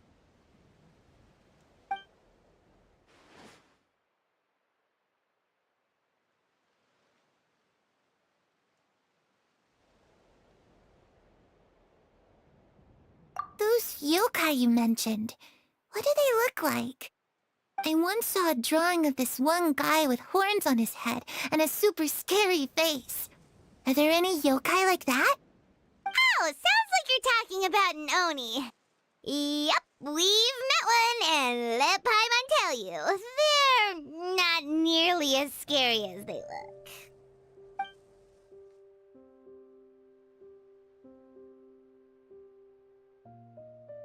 I was always too afraid to skip Mother's fighting lessons.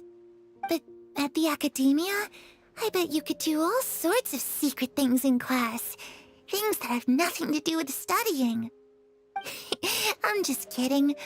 Being able to study whatever you want without having to fear for your life actually sounds pretty great.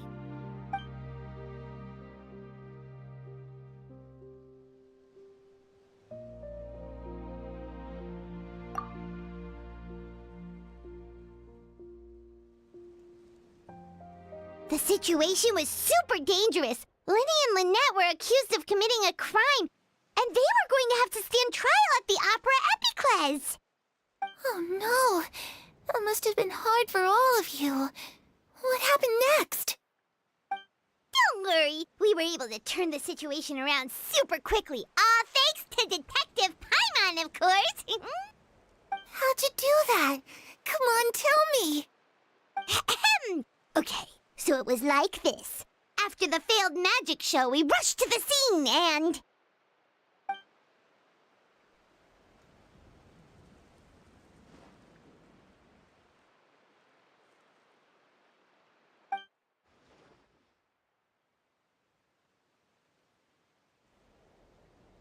Shadows don't have the capacity to learn or grow.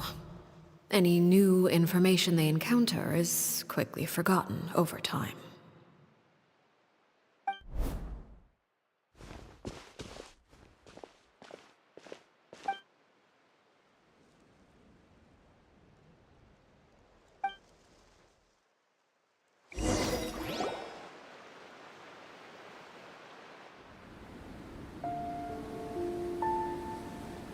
Clairvy, you've worked tirelessly from the shadows to overthrow the House of the Hearth.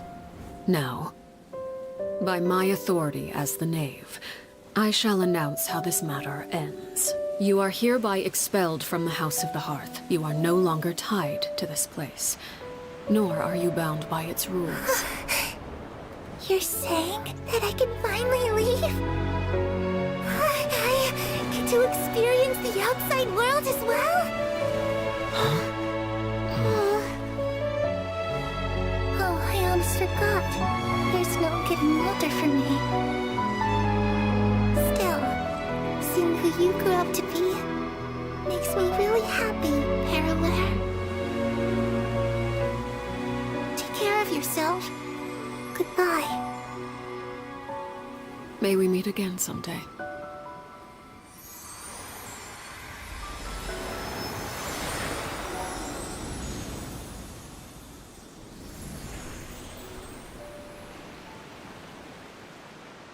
Clairvy.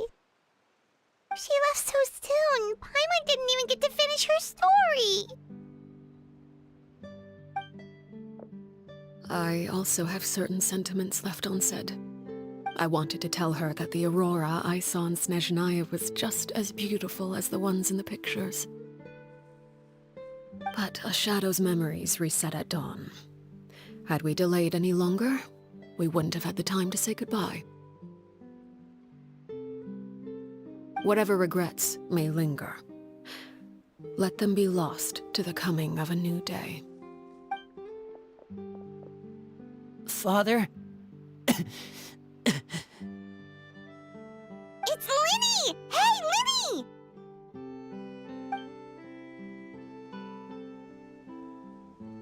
What is he doing back here? Let's go check it out.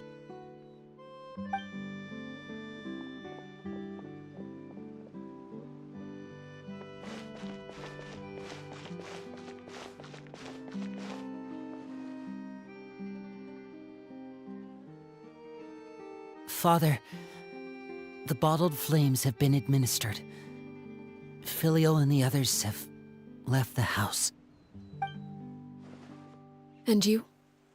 What have you decided? Thank you for giving us that choice, Father. But we never wanted to leave the house. It's the only home we've ever known. Lynette and Fremine feel the same way. They're recuperating back at the Hotel Bouffe Tété. But I decided to come back and tell you where we stood. I'm sure you're well aware of the expectations I have for you. I want you to follow in my footsteps and become the next king of the house. Yet you seem to have different ideas. I must admit, I'm rather surprised by your decision to stay. There's nothing wrong with choosing to live a quiet life. Leading this organization is a heavy responsibility, one not so easily carried by someone forced onto the throne. I just never understood what you saw in me. What made you believe I was deserving of that throne? You're brave, talented, and, most importantly, you cherish your family. You would do anything to protect them, even if it costs you your life.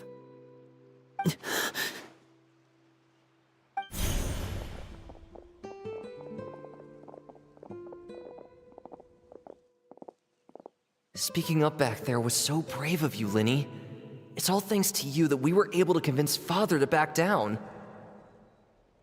You're a hero, Linny. Hero. Father is the real hero. Had Father gone all out during the duel, there's no way I would have walked away with my life. She must have had it all planned from the beginning, from the very moment she suggested a duel. I'm not deserving of that title. I'm not strong enough or smart enough. You're wrong. In my opinion, all you need to be deserving of the throne is conviction and the necessary strength to act on it. We may have different ideas of what it means to be a family, but you can hardly be said to lack conviction. What you truly lack is strength. For someone of your talent, though, that's something that will come with time. Even without that strength, you still chose to face me in a duel, even though the odds were stacked against you. That capacity to honor your convictions is what I truly see in you. Father. No one knows what the future holds, what tragedy or triumph may be in store. Being at the head of this organization requires the strength of will to face whatever comes. Caution will only hold you back. If reaching a certain standard were required to go after what you want, I would never have succeeded in killing my predecessor. Back then, there was still a considerable gap between our abilities. Strength may decide the ultimate victor, but those who let a lack of strength dictate their decisions or undermine their convictions will never be worthy of the throne. I understand, Father. Thank you. Children must grow up to surpass their parents. Only then can a family continue to flourish. The road ahead is not an easy one, so I'll ask you one last time. Are you certain you want to stay? You've done so much for me, Father, and that kindness must be repaid. Plus, with Project Stuja at hand, there are many dangers ahead, and I, for one, don't intend to back down. Protecting my family at all costs. That's my conviction. Then you're welcome to stay. As for Project Stuja, you need not be too concerned. If those cowardly businessmen and heartless dignitaries try to take us down, I'm prepared to teach them a lesson. Having members who longed for the light was our organization's last weakness. With those members no longer among our ranks, the House of the Hearth is like a spider hiding in the shadows. We need only wait for our prey to come to us. At present, our imperative is to use their plan to our advantage. In doing so, a crimson moon shall rise amid the frigid blizzards of winter. No demonstration of loyalty shall go unrewarded, and no sacrifice shall be in vain. As for the two of you, whether we meet again as friend or foe, I'll remember the camaraderie we shared in this moment. No matter how arduous the journey ahead, I hope we both reach our desired destination.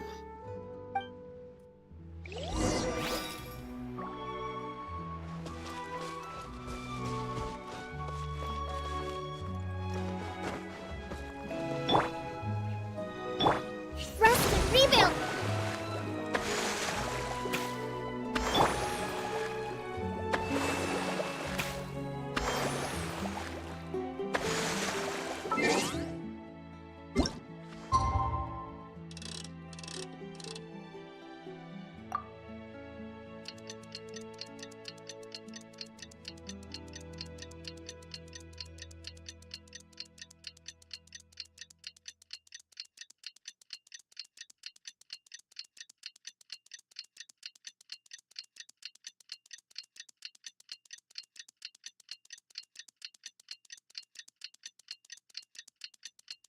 What could the children be up to? Didn't Linny say that Lynette and Fremine were recovering at the Hotel Bouffe d'été? Oh, Paimon wonders how they're doing. Maybe we should go check on them.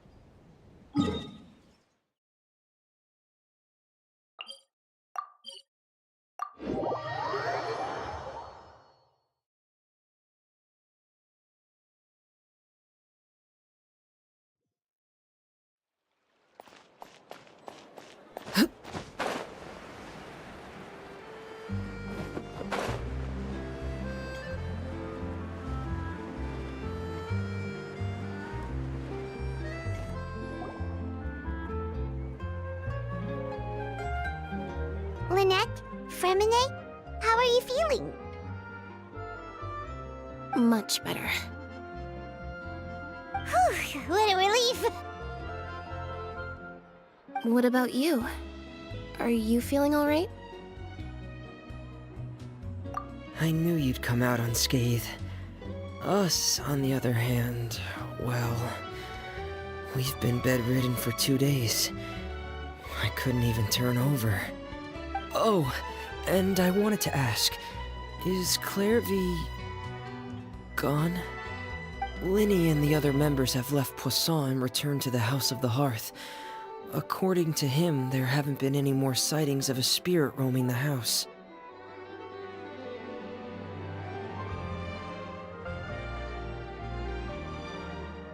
I see. I'm glad. Father came to check up on us 2 days ago and told us about what happened with Crusabina and Clairvy. Actually, I've met Crusabina before. Wait, what? You've met the former knave? Crusabina died a year after Clairvy. It was during the year between their deaths that I joined the House of the Hearth. Crusabina had an extremely cruel and radical way of doing things. While she was alive, the atmosphere in the house was suffocating. When I joined, though, the experiment she valued so much had already come to an end, and all the people involved, dead and injured alike, were gone. Crusabina never talked about the past with us newcomers. A couple of months after I joined, Father killed Crusabina and burned all her files. With that, the names of all the people subjected to her experiments, Clairvy included, were lost to the flames, along with the painful memories they represented. Father took in Lenny and me a couple months after that, but she never mentioned anything about Crusabina or Clairvy. It really seems like something she was planning to keep to herself. The last time you talked to her, did she mention why she kept it a secret for so long? She said she didn't want us to be affected by the darkness of the past. She was worried we'd develop a false sense of gratitude towards her if we knew about it. The foundation of a family should be free of any corrupting influence. Whatever happened in the past, it has nothing to do with who we are now. And that's what Father told us in the end. But I still thanked her for everything. It was only after hearing about what Crusabina did that I finally realized how insignificant our lives could have been. The members of the house meant nothing to her. To say that she valued them in any way, even just as a tool, would probably be giving her too much credit. If Father hadn't taken over the House of the Hearth, I probably would have already... Father rarely brings up the fact that she saved us. She doesn't believe that being indebted to her should be what ties us together. But even if we didn't owe her anything, we would still choose to stay. Because this is our home. We may have arguments or times when we feel wronged. Some people may even choose to leave. But as long as Father is here, we will always have a home. Whether the path before us is bathed in sunlight or shrouded in shadow, We'll follow Father wherever she chooses to go. So I wanted to say thank you for helping us make it through this crisis. Without your help, we could have lost a lot more along the way. Oh, we didn't do anything, really. Of course. You're welcome anytime. Are Filial and Nantoy okay? I actually saw them at a cafe this morning. They didn't recognize me. From what I could tell, they were drinking coffee and talking about one of the operas that started running recently. They seemed happy. If I had to take a guess, I would say they finally found the kind of life they always wished for.